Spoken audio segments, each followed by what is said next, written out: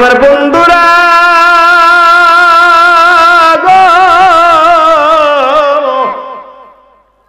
আমার মদিনার কামলিওয়ালা বলেন, আমার মাবুদের তাআজ্জুবের কথা শুনিয়া, আজমতের কথা শুনিয়া, হিকমতের কথা শুনিয়া, বরত্বের কথা শুনিয়া, কুদরতের কথা শুনিয়া, পৃথিবীর কোন ইমানদার বান্দা বান্দি যদি একবার সুবহানাল্লাহ বলে, ওই সুবহানাল্লাহ বললে তার আমল নামায় হাসরের ময়দানে যেদিন মাথার আধা হাত উপরে মতান্তরে সুরমা দানির উপরে সূর্য থাকবে, মাথার মগজ গলে গলে যেদিন পায়ে পড়বে, ওই দিন বান্দার জন্য, সুবহানাল্লাহ বলনেওয়ালা বান্দার জন্য এমন একটা ছায়াদার বৃক্ষ দান করা হবে যে এই ছায়াটার বৃক্ষটা হযরত আবু বকরের মতো খলিফা সাহাবী, হযরত উমর ইবনে খাত্তাবের মতো সাহাবী, শের খুদা আলীর মতো সাহাবী, হযরত ওয়ালিদের মতো, খালিদ বিন ওয়ালিদের মতো সাহাবীরা 500 বছর পর্যন্ত যদি ঘোরা দৌড়ায়, ওই সুবহানাল্লাহর গাছের ছায়াটা অতিক্রম করা যাবে না। আরো আস্তে কোন সুবহানাল্লাহ। আমার বাজানরা বন্ধুরা, আমার এলেম কালাম নাই, ওয়াজ নসিহত করে যে আপনাদের মন সন্তুষ্ট করতে পারবে সেই ক্ষমতা আমি গুনাহগারের নাই। যিনি মক্কার মতি, মদিনার জ্যোতি, আরবের নবী, করুণার ছবি, নূরে আলম, নূরে মুজাসসাম, রাহমাতুল লিল আলামিন, গাউসে পাকের মাধ্যমে, সাইয়েদনা মুর্শিদনা মিরান শাহ তাতারি রাহমাতুল্লাহ আলাইহির মাধ্যমে আমাদের দাদা হুজুর কিবলা হযরত আল্লামা আলহাজ আব্দুল মতিন আল কাদরি সাহেব কিবলা রুহানি ফয়জিয়াতের বরকতে যদি কিছু বলার তৌফিক আমার মাবুদ আমাকে বলা আর আপনাদেরকে শোনার তৌফিক দান করে, সবাই চিৎকার মেরে পড়ি আল্লাহুম্মা আমিন। আওয়াজ জোরে বলি আল্লাহুম্মা আমিন। আমি বেড়া শুরু আয়াত তেলাওয়াত করছি শুরু। যিনি মহান আজকের এই মাহফিলের যিনি মহান মেহমান আসবেন, উনি আসা মাত্র আমার বক্তাগিরি শেষ, ঠিক না?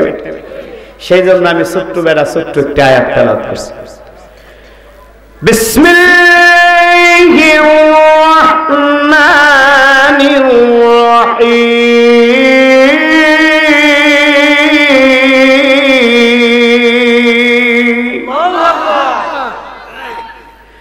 কুল্লু নাফসিন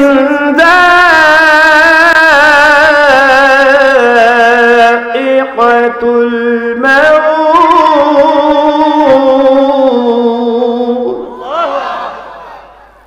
আমার বাজানরা গভীর মনোযোগ। কুল্লুন অর্থ প্রত্যেক, নাফসুন অর্থ প্রাণী, যায়িকাতুল মাউত এই পৃথিবীর জমিনে যতগুলি প্রাণী জন্মগ্রহণ করছে সবার মৃত্যুবরণ করা লাগবে। আমার বন্ধুরা গো, আমার আল্লাহ যেই নবীর সৃষ্টি না করলেন, আল্লাহর আল্লাহগিরি বানাইতো না, আসমান বানাইতো না, জমিন বানাইতো না, লৌহ কলম সিদরাতুল মুনতাহা বানাইতো না, ওই নবীও টাইম মতো যাওন লাগছে কি লাগছে না? হয়তো কোন নবীর বেলা আল্লাহ অর্ডার লন নাই, কোন নবীর বেলা আজরাইল অর্ডার লয়া অনুমতি লয়া যায় নাই। নিশ্চয় আমার নবীর বেলা আমার নবীর কাছে অনুমতি লয়া যাওয়া লাগছে। তারপর আমার নবীর যাওয়া লাগছে কি লাগছে না? আমার আল্লাহ রাব্বুল আলামিন ঢাক দিয়ে বলেন, পৃথিবীর ইমানদারেরা রে, কেউ থাকবে না পৃথিবীর জমিনে, সবার মৃত্যুবরণ করতে হবে। হয়তো আজকে আপনার, কালকে আমার, যেই বাড়ির মধ্যে আমি আপনি বসবাস করি রে বন্ধু, এই বাড়ির মধ্যে একদিন আমার বাবা থাকতো, আর এই বাড়ি নিয়ে কত স্বপ্ন দেখতো, ঠিক না বেটি? এই বাড়ি আমার বাবার আগে আমার দাদা মালিক ছিল, দাদার আগে বড় বাপ মালিক ছিল, সবাই মালিক স্থানান্তরিত হয়ে যাইতাছে। বাউল্লারা গান গায়, পরের জায়গা পরের জমি, ঘর বানায় আমি রই, আমি তো সেই ঘরের মালিক নই, ঠিক না বেটি? আমার বন্ধুরা গো, এই পৃথিবীর জমিনে আল্লাহ রাব্বুল আলামিন 18,000 মাখলুকাত তৈরি করছে, 3 ভাগে ভাগ কইরা।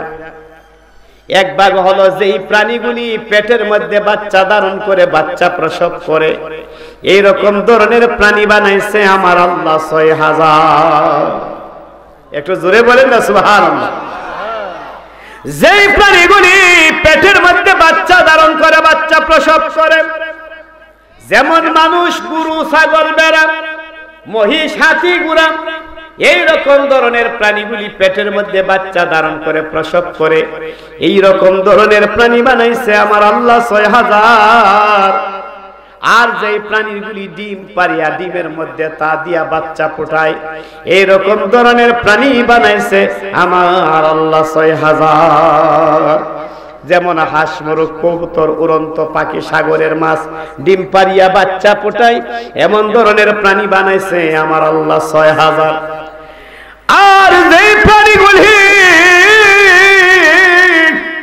মাটির নিচে বীজ বপন করলে আম গাছ, জাম গাছ, কাঁঠাল গাছ, কমলা গাছ, লেবু গাছ হয়, এরকম ধরনের প্রাণী বানাইছে আমার আল্লাহ ৬,০০০। সবগুলি প্রাণীর মরণ লাগবো, কেউ মরণের হাত থেকে বাঁচতে পারবে না বাজান। তাহলে বাজান, মরণের দিকে যাইবার আগে একটা কথা বলি, এই পৃথিবীতে মানুষ আসার একটা সিস্টেম আছে, আছে কি নাই? আগে আইছে আমার বড় বাপ, তারপর আইছে আমার দাদা, তারপর আইছে আমার বাপ, তারপর আইছে আমি, তারপর আমার ছেলে। এটা হচ্ছে সিস্টেম, ঠিক না বেটে? বড় বাপ না হইয়া নাতি হইতাম পারুমনি, ফুতি হইতাম পারুমনি। আমার বন্ধুরা রে, এই পৃথিবীতে আসার একটা সিস্টেম আছে, কিন্তু যাওয়ার কোনো সিস্টেম নাই। বাপের আগে ফুট পড়তে পারি কিনা? আওয়াজ দেন, বাপের আগে ফুট পড়তে। দুরুমিয়া মাথা দিয়ে ইশারা দিলে কি কেরামান কাতিবিনের দলিল হবে নাকি? মাথা দিয়ে ইশারা দিলে কেরামান কাতিবিনের দলিল হবে না। যতক্ষণ পর্যন্ত আপনি মুখের জবান আওয়াজ না দিবেন, ততক্ষণ আপনার কেরামান কাতিবিনের দলিল হবে না। মনে মনে শেখ হাসিনারে বিয়া করতেছে, বিয়া হইব। মনে মনে খালেদা জিয়ারে বিয়া করতেছে, বিয়া হইব। যদি কই যে শেখ হাসিনারে বিয়া করুন, তা আওয়ামী লীগের বেড়ান ধরে ফিটা দিবনি, কথা কই না ফিটা দিবনি। যদি কই খালেদা জিয়ারে বিয়া করুন, তো বিএনপির বেড়ান ধরে ফিটা দিবনি।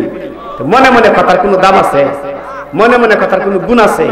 দূষণ আজ তিরুজনে মাত্রাটা ইশারা করলে কি তাইব? মাহফিলে আওয়াজ দিবে, আমরা চিল্লাইতে পারি, হাল শত শত মাইল দূরে আসতে পারি। আপনারা কি জাগাত দেয় কিছু? হা না কোথাতেন না? এটা হচ্ছে বেহেশতের ফল। একটু চিৎকার মারা বলে না সুবহানাল্লাহ। একটু দরুদ শরীফ পাঠ করি, আল্লাহুম্মা সাল্লি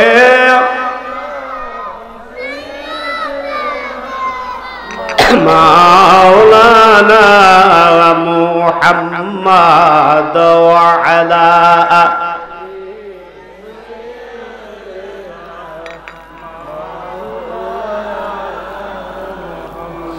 আশেক হইয়া ডাকরে মন, মাশুক তোমার মদিনা,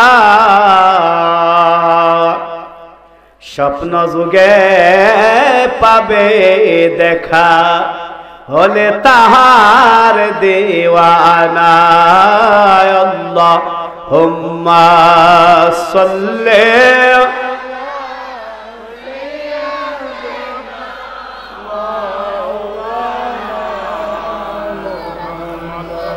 وعلى آل سيدنا।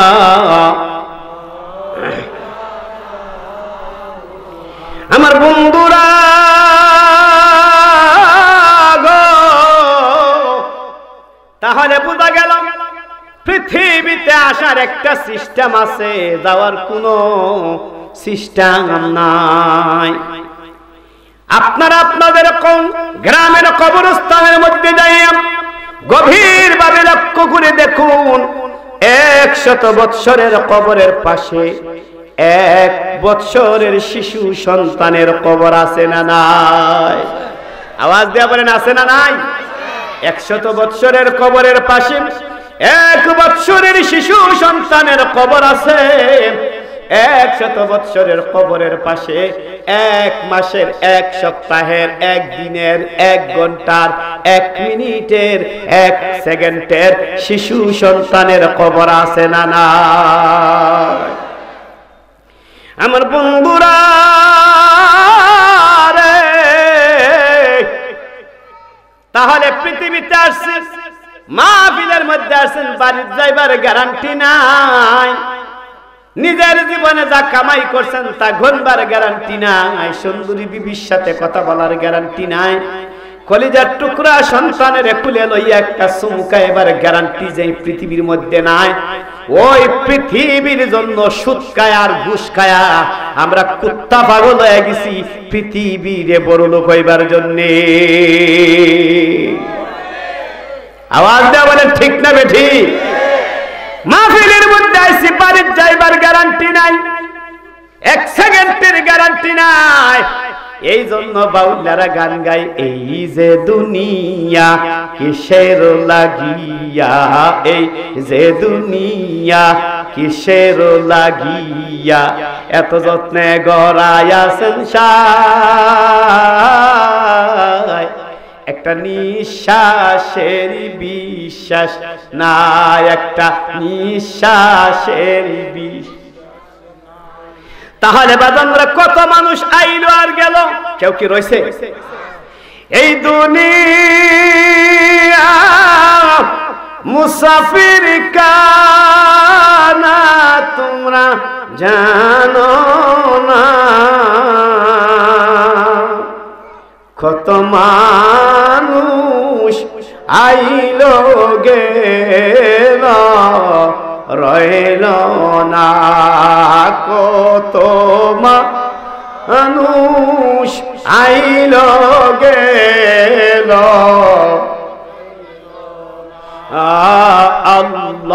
আল্লাহুম্মা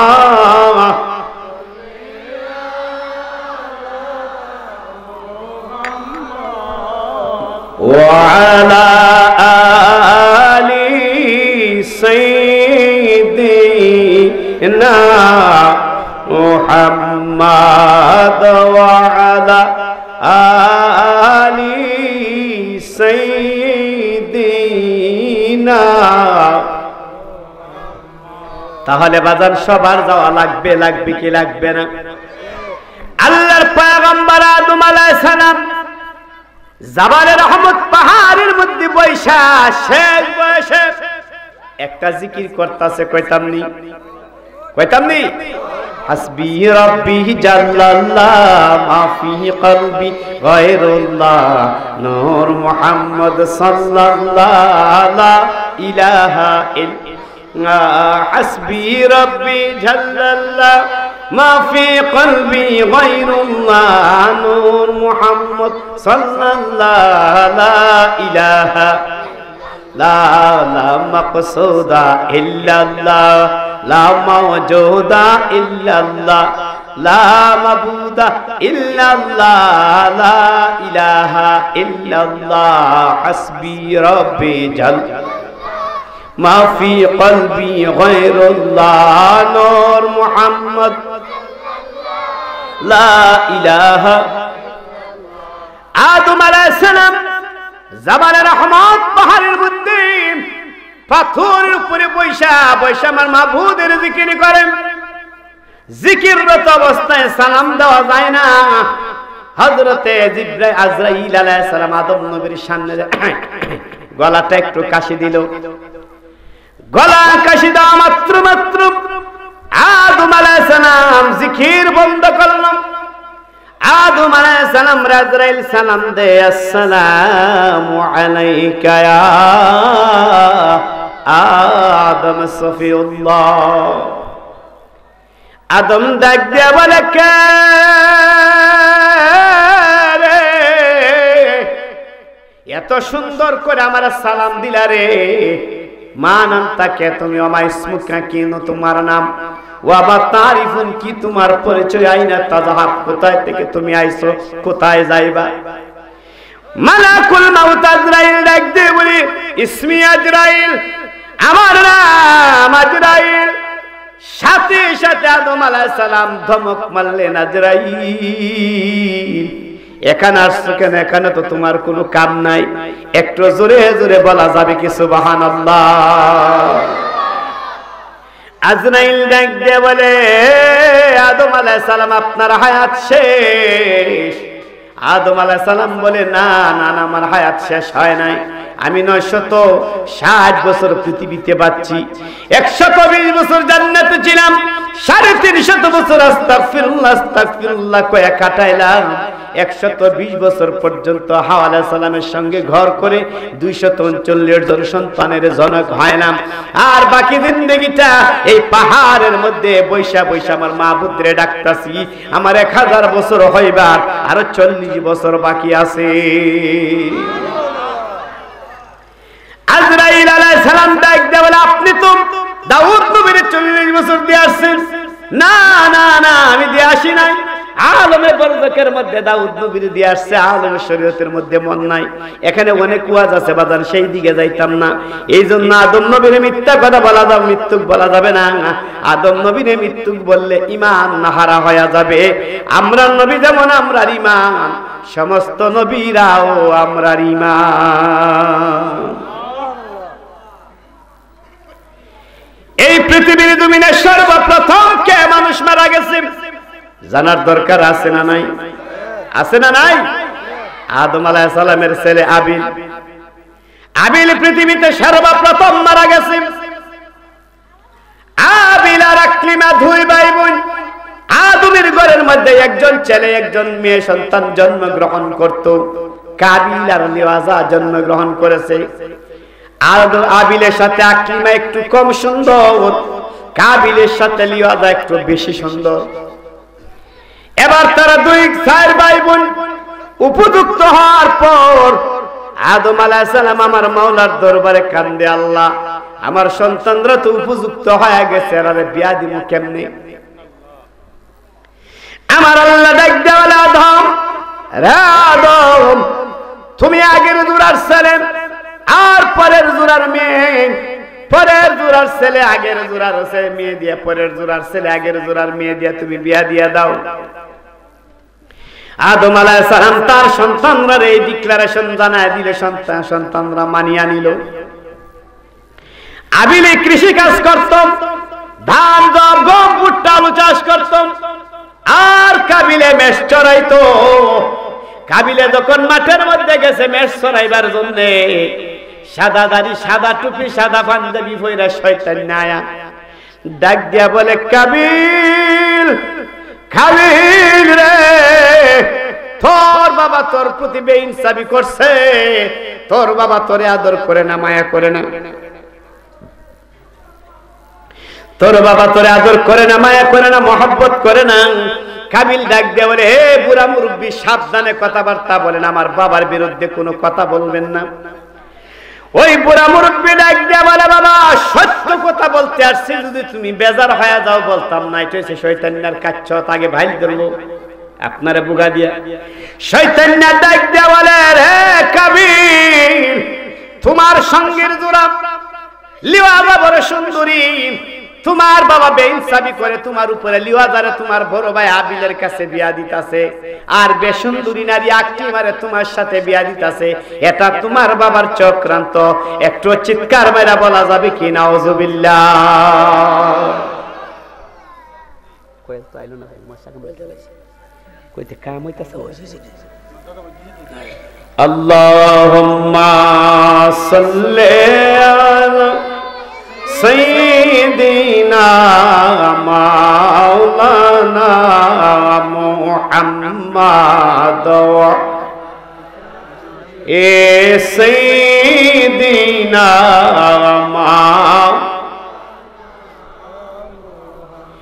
আমার বন্ধুরা গো, ওই কাবিলে আইসা উনার আব্বারে বলল, আব্বা আপনি যে সিদ্ধান্ত নিলেন আমি আকলিমারে বিয়ে করব, আমার ভাই আবিল লিওয়াজারে বিয়ে করবে, এটা আমি মানি না, আমি মানি না, আমি মানি না। কেন মানো না? আমার সাথের জোড়ারে আমি বিয়ে করতে চাই। আমার আগের বউরে আমি বিয়ে করতে আমি রাজি না। আদম আলাইহিস সালাম সেজদায় পড়ে আল্লাহর দরবারে কাঁদে। নবীরা মুসিবতে পড়ে গেলে 2 রাকাত সালাতুল হাজত নামাজ পড়ে আল্লাহর দরবারে কাঁদছে। চোখের পানি নাকে লাগায় আসার আগে আল্লাহর দরবার থেকে ফয়সালা আইছে। আর আমরা বিপদের মধ্যে পড়লে 2টা মেম্বার কোথায়, হিসাব কোথায়, মেম্বার কই, চেয়ারম্যান কই, 2টা যায়। অন্তত পক্ষে হক্কানি ফির মাসে একদের দ্বারে গেলে অন্তত পক্ষে একটা ভালো বুদ্ধি, ভালো কিছু পাওয়া যায়, ঠিক না বেটি? আমার বন্ধুরা গো, আদম আলাইহিস সালাম ডাক দিয়ে বলে, আল্লাহ উপায় কি? আমার সন্তানের আমার কথা শুনছে না। আমার আল্লাহ রাব্বুল আলামিন ডাক দিয়ে বলে, আদম চিন্তার কোনো কারণ নাই রে আদম, চিন্তার কোনো কারণ নাই। আমি কুরবানির ব্যবস্থা করে দিলাম। তোমার 2 সন্তানরে বলো কুরবানি দিবার জন্য। যার কুরবানি এই জাবাল রহমত পাহাড়ের মধ্যে যার কুরবানি পছন্দ হয়ে যাবে তাই সে ওই লিওয়াজারে পাবে। আর যার কুরবানি পছন্দ হবে না সে আকলিমারে বিয়া করতে হবে। একটু চিৎকার মেরে বলা যাবে কি মারহাবা? বিয়া হয়ে গেল, 2 ভাই ঘর সংসার সুন্দর করে করতেছে। আদম আলাইহিস সালাম 4 ছেলে মেয়ের বিয়া দিয়ে হাওয়া আলাইহিস সালাম লইয়া মক্কায় চলে গেল। খানা কাবার জিয়ারত করবে, হজ করবে। আবিল গেল মাঠের মধ্যে কাজ করার জন্য, কাবিল গেল মাঠের মধ্যে মেষ চড়াইবার জন্য। এমন সময় কাবিলের কাছে শয়তান আইসা বলতেছে, কাবিল কাবিল তুমি তো কুরবানির মধ্যে তোমার পরীক্ষা আসবে, তোমার কুরবানির পশু পুরে নাই। আবিলের কুরবানির বস্তু পয়রা সে লালিয়াদারে বিয়া করছে। এ কাবিল, এই নাও 800 মণ ওজনের একটা পাথর। ওই যে আবিল গাছের তলে বৈশা রেস্ট নিতেছে, জিরাইতেছে, কাজকর্ম কইরা ক্লান্ত হয়ে গেছে। গাছের নিচে বৈশা, ছায়ার মধ্যে বৈশা রেস্ট নিতেছে। এই আও কাবিল, তুমি যাইয়া আবিলের মাথার মধ্যে এই পাথর দিয়ে আঘাত করো। আবিলের মাথার মধ্যে যদি পাথর দিয়ে আঘাত করো, আবিল মারা গেলে বউ দুনুটা তোমার হয়ে যাইব। একটু চিৎকার মাইরা বলা যাবে কি নাউজুবিল্লাহ? আমরার মধ্যে তো অনেকে অনেকে মনে মনে ভাবে অনেক নিজের বউ তুই আরেক বেটার বউরে নিলে যাওন যা, নিজের বউরে শালীর বউরে নিলে যাওন যা। এটা হচ্ছে জুতা দিয়া বাইরে সাফার দাঁত ফলাইবার দরকার। অনুমতি নাই, অনুমতি নাই। যে কোনো একজনের মানুষের ঘরের মধ্যে ঢুইকা মা বোনদেরকে বেপরদা ভাবে ঢুকার জন্য, দেখার জন্য অনুমতি ছাড়া ঘরের ভিতরে ঢুইকা যায়, আছে কি নাই বাজার? এবার আবিল মারা গেল, আবিলের মাথা দিয়া রক্ত আসতেছে। দেখেন বাজান, দুনিয়ার নারীদের জন্য প্রথম থেকে ফিতনা সৃষ্টি হয়ে আসছে। এই জন্য আল্লাহর রাসূল বলে, পৃথিবীতে যখন দুনিয়াটা কিয়ামত হয়ে যাবে, নারীদের ফিতনার কারণে পৃথিবী কিয়ামত সংগঠিত হবে। আমার বন্ধুরা গো, আবিল মারা গেছে, আবিলের মাথা দিয়া রক্ত আসতেছে। কাবিল তার গালের মধ্যে, তুতার মধ্যে ধরে কান্দে, ভাই ভাই রে, পাথর দিয়া মাথার মধ্যে আঘাত করলে তুমি এরকম করবা, কথা বলবা না, তোমার শরীর দিয়ে এটা কিতা বাইরিব। এটা যদি আমি জানতাম, ওই বুড়া বেড়ার কথা আমি শুনতাম না। কাবিল আবিলের লাশ লইয়া, কাবিল আবিলের লাশ মাথায় লয়া লয়া মিশরের উলিতে গলিতে 6 মাস পর্যন্ত লাশ লয়া ঘোরাফেরা করলো। কিন্তু আর কান্দে, ভাই বাইরে, আগে যদি জানতাম ওই বুড়া বেড়া দরবেশ বেড়ার কথা শুনতাম। 6 মাস পর্যন্ত বাইরে লাশ লয়া ঘোরাফেরা করলো। তখনকার জামানা মাটিতে লাশ বসার কোনো সিস্টেম ছিল না। আসতেছে আমার বাজান, এবার আমার আল্লাহ রাব্বুল আলামিন আসমান থেকে কাকের সুরত দিয়া দুটা ফেরেশতা পাঠাইলো কাকের সুরত দিয়া। ওই দুটা কাক দুনিয়ার জমিনে আইসা ঝগড়া লাগলো। ঝগড়া লাগার পর দুটা কাকের মধ্যে একটা কাক মারা গেল।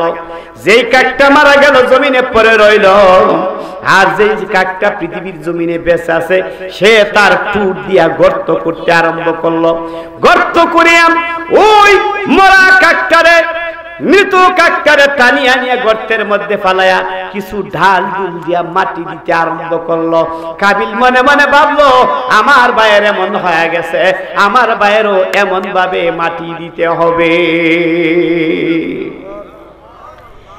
মিশরের জাবালে আসওয়াদ পাথরের কালো পাথরের পাহাড়ের মধ্যে হযরতে আবিলের কবর দেওয়া হলো। আমার মোবাইলের মধ্যে আছে, আমি ইন্টারনেটের মাধ্যমে এটা আমার মোবাইলের মধ্যে সংগ্রহ করছি। মিশরের জাবালে আসওয়াদ কালো পাথরের পাহাড়ের মধ্যে ওই আবিলের কবরটা 120 হাত লম্বা। এটা পৃথিবীর প্রথম কবর। এর আগে পৃথিবীর কোনো কবরস্থান হয় নাই। এখন কবর করতে যায় হাজার হাজার মাসলা আছে না নাই? সেই দিকে আমি যাইতাম না। আমার বন্ধুরা গো, আদম আলাইহিস সালামের যাওয়া লাগছে। আদম আলাইহিস সালামের ছেলে শীশ আলাইহিস সালাম, যার উপর 50 খানা আসমানি কিতাব নাজিল হইছে, ওই নবী যাওন লাগছে। হযরত মুসা আলাইহিস সালাম যিনি 70,000 নবীদের সর্দার ছিলেন, যার উপর 1000 মণ ওজনের তাওরাত কিতাব নাজিল হইছে, যার উপর 1000 মণ ওজনের কিতাবের মধ্যে 1000 সূরা ছিল। 1000 সূরার মধ্যে 10 লক্ষ আয়াত ছিল। এত বড় নবীও যাওয়া লাগছে। লাগছে কি লাগছে না? আওয়াজ দিয়ে বলেন লাগছে কি লাগছে না? আসতেছে মজার ঘটনা। এত বড় একজন বাদশা ছিলেন সুলাইমান, যিনি तमाम পৃথিবী শাসন করত। কয়তাম নি বাজান? যে তক্তার মধ্যে সোয়ার হয়া तमाम পৃথিবী পরিভ্রমণ করত, এই তক্তাটা এত বড় ছিল বাজান, আমরা স্টিজ রোমান ছিল, একটা ডিঙ্গি নৌকার সমান ছিল। আমার বন্ধুরা গো, সুলাইমান আলাইহিস সালাম যে তক্তার মধ্যে সোয়ার হয়, আকাশের মধ্যে সোয়ার হয়, तमाम পৃথিবী পরিদর্শন করত। ওই তক্তাটা ছিল 50 মাইল প্রশস্ত, 100 মাইল লম্বা। একটু জোরে জোরে বলা যাবে কি সুবহানাল্লাহ? আল্লাহু আকবার, ইয়েস, জিন্দাবাদ। ওই তক্তাটা ছিল 100 মাইল লম্বা। তক্তার মধ্যে সুলাইমান নবী একা বসতো না। ওই তক্তার মধ্যে সুলাইমান নবীর বডিগার্ড হিসাবে 50,000 সৈন্য তক্তার মধ্যে বসত। গভীর মনোযোগ। 50,000 সৈন্য বসত। 50,000 সৈন্য বসার জন্য যে সিট বানানো হয়েছিল, 50,000 সৈন্য, কারো সিটে কেউ বসবে না, যার যার সিট। প্রত্যেকটা সিটের মধ্যে 1.5 মণ করে স্বর্ণ লাগানো ছিল। একটু চিৎকার মেরে বলা যাবে কি সুবহানাল্লাহ? যেই তক্তাটার মধ্যে 50,000 সৈন্য লইত, এক একজন সৈন্যর বডি ছিল 90 হাত লম্বা। একটু সুবহানাল্লাহ বলেন না? 90 হাত লম্বা বেড়ার বুড়িটা তো কমপক্ষে 90 মণ ওজন আছে।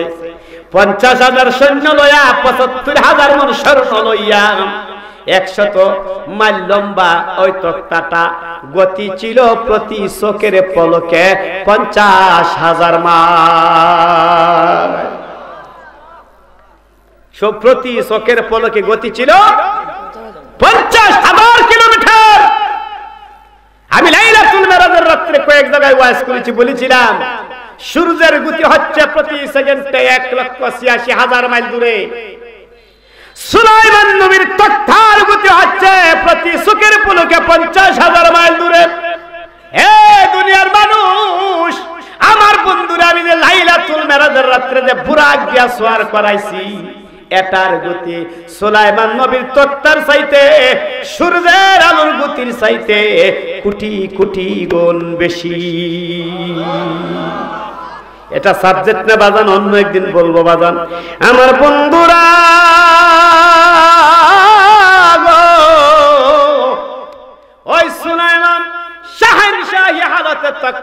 সোয়ার হয়া এখন যদি বলে মুলকে সাবা যাব বলতে দেরি হয়, মুলকে সাবা যাইতে দেরি নাই, ইয়েমেন যাব বলতে দেরি হয়, যাইতে দেরি নাই। এমন একজন সুলাইমান পয়গম্বর তক্তার মধ্যে বয়া বয়া নিজের মনের ভিতরে একটা ভাব এসে গেছে, হারি আমার মতো এত বড় নবী আর কেন হইল? আমার বাবাও নবী, আমার বাবাও বাদশাহ, আমিও বাদশাহ, আমি নবীর ভূত নবী, বাদশাহ আর ভূত বাদশাহ, এত বড় নবী কি আর পৃথিবীর জমিনে কেউ হবে? সাথে সাথে তক্তাটা কাত হয়ে গেছে। সুলাইমান নবী তক্তার মধ্যে তাফা দিয়া বলে, তক্তা তক্তা রে সুদা হয়ে যাও, সুদা হয়ে যাও রে তক্তা, সুদা হয়ে যাও। তক্তার জবান খুলে গেছে।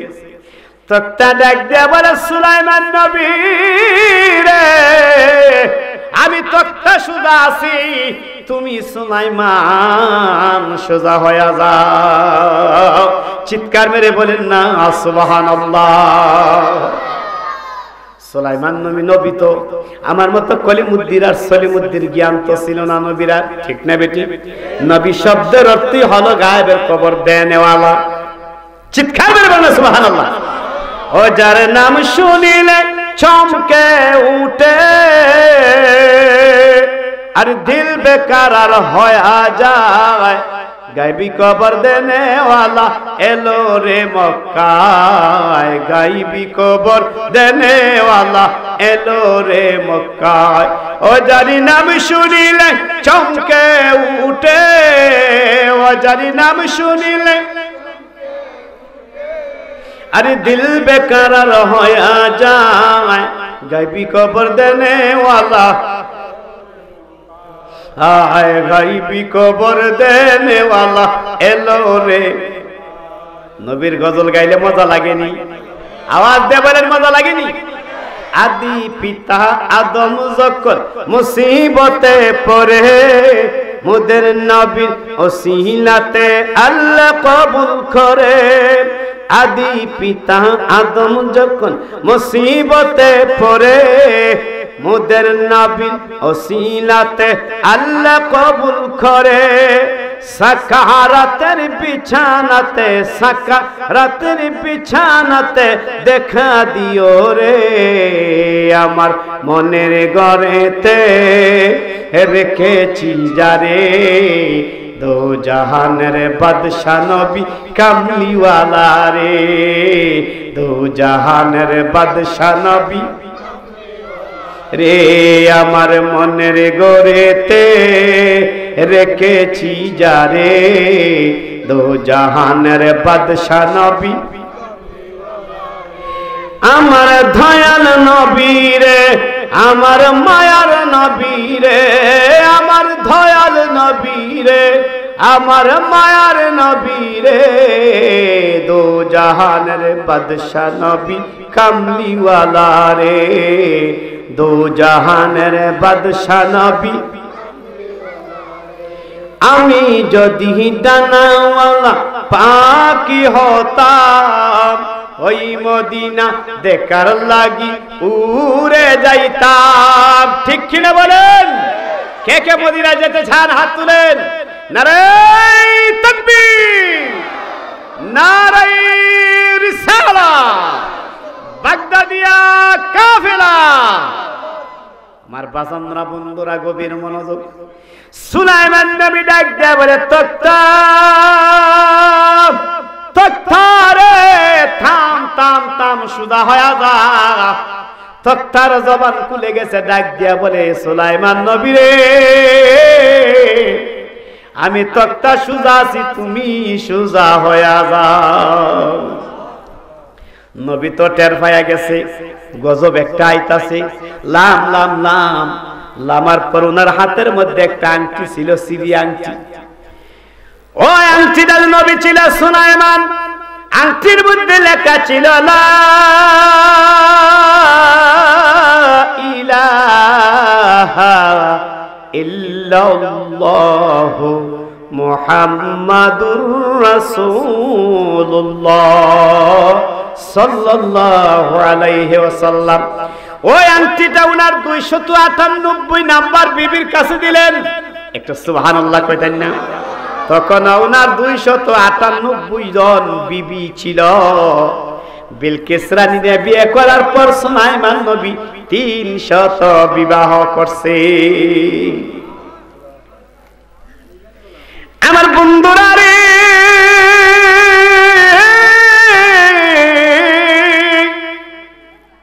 ওই আংটির মধ্যে লেখা ছিল লা ইলাহা ইল্লাল্লাহু মুহাম্মাদুর রাসূলুল্লাহ।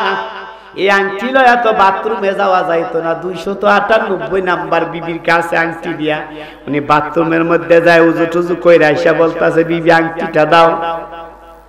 বিবি বলে, আপনি না আংটি নিয়ে গেছেন গো পয়গম্বর, আপনি আংটি নিয়ে গেছেন। বাদশা বলে, আমি কখন আংটি নিলাম? আমি কি বাথরুম থেকে আংটি নিয়ে গেছি? স্বামী আর স্ত্রীর কিছু একটু ঝগড়া আছে না? আমি কি বাথরুম থেকে আংটি নিয়ে গেছি? পারে আপনার সুরত ধরে নিল। হযরত সুলাইমান আলাইহিস সালাম মুরাকাবায় বৈশা তাওয়াজ্জুর নজরে বৈশা তাকায় দেখে ওনার আংটিটা একটা জিনে নিয়ে গেছে। উনি রাজত্ব হারা হয়ে গেছে। হাজার কথা নদীর কিনারায় কান্দে আর গড়ে, গাফুরুর রাহিম নাম তোমার আল্লাহ হো আল্লাহ আল্লাহ সামিউল বাসির নাম তোমার আল্লাহ হো আল্লাহ। 12 বছর পর্যন্ত নদীর কিনারায় কাঁদতে কাঁদতে সুলাইমান নবীর চোখের মধ্যে গা হয়ে গেছে। এইখানে আবার জেলের এক সর্দারের বিয়ে করলাম। উনারা ইচ্ছা কইরা, ও আল্লাহর পয়গম্বর, আপনি বাদশার ছেলে, বাদশাহ, আপনার খেদমত করার জন্য আমার নারীটারে আমার কন্যাটারে দিয়া দিলাম। বাজানরা হাজার কথা, বহু কথা। সুলাইমান নবী কান্দে তাহাজ্জুদের নামাজ পড়া। এইজন্য আল্লাহর দরবারে কোনো কিছু মঞ্জুর করতে চাইলে তাহাজ্জুদের নামাজ পড়ে দুটো চোখের পানি ছাড়বে। খোদার কসম করে আমি শরীফ আলী বলে গেলাম, খোদার কসম করে বলে গেলাম, আপনার চোখের পানি নাকের আগায় আসার আগে আল্লাহ পাক আপনার মনের বাসনা পূর্ণ করে দিবেন। তাহাজ্জুদের নামাজ পড়ে সুলাইমান নবী সিজদায় দিয়ে কান্দে, আল্লাহ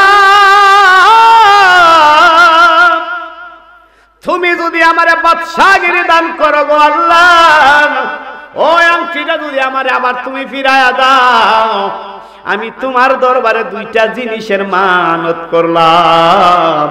একটু জোরে জোরে বলেন না সুবহানাল্লাহ। আমরা দেশের মানুষ অনেক সময় বিপদে পড়লে মানত করে কি করে না? আল্লাহর রাসূল বলেন, কাল হাসরের ময়দানে 3 কিসিমের মানুষের বিরুদ্ধে আল্লাহ আমারে শাফাত করবার জন্য দিবে না। 3 কিসিমের মানুষের বিরুদ্ধে স্বয়ং আল্লাহ নিজে বাদী হইয়া দাঁড়াইবে।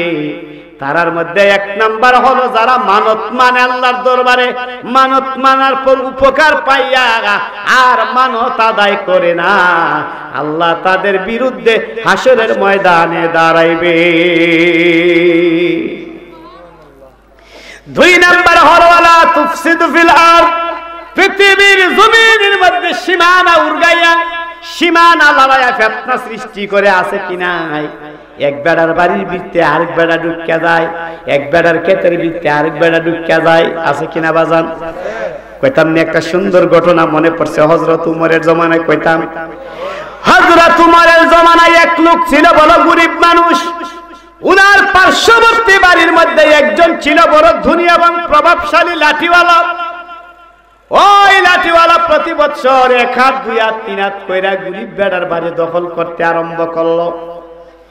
গরিব ব্যক্তি মনে মনে ভাবতেছে, পৃথিবীর কারো কাছে বিচার পাইতাম না, আমি আল্লাহর নবী রাহমাতুল লিল আলামিনের প্রাণ প্রিয় খলিফা ফারুকে আজমের কাছে যাব।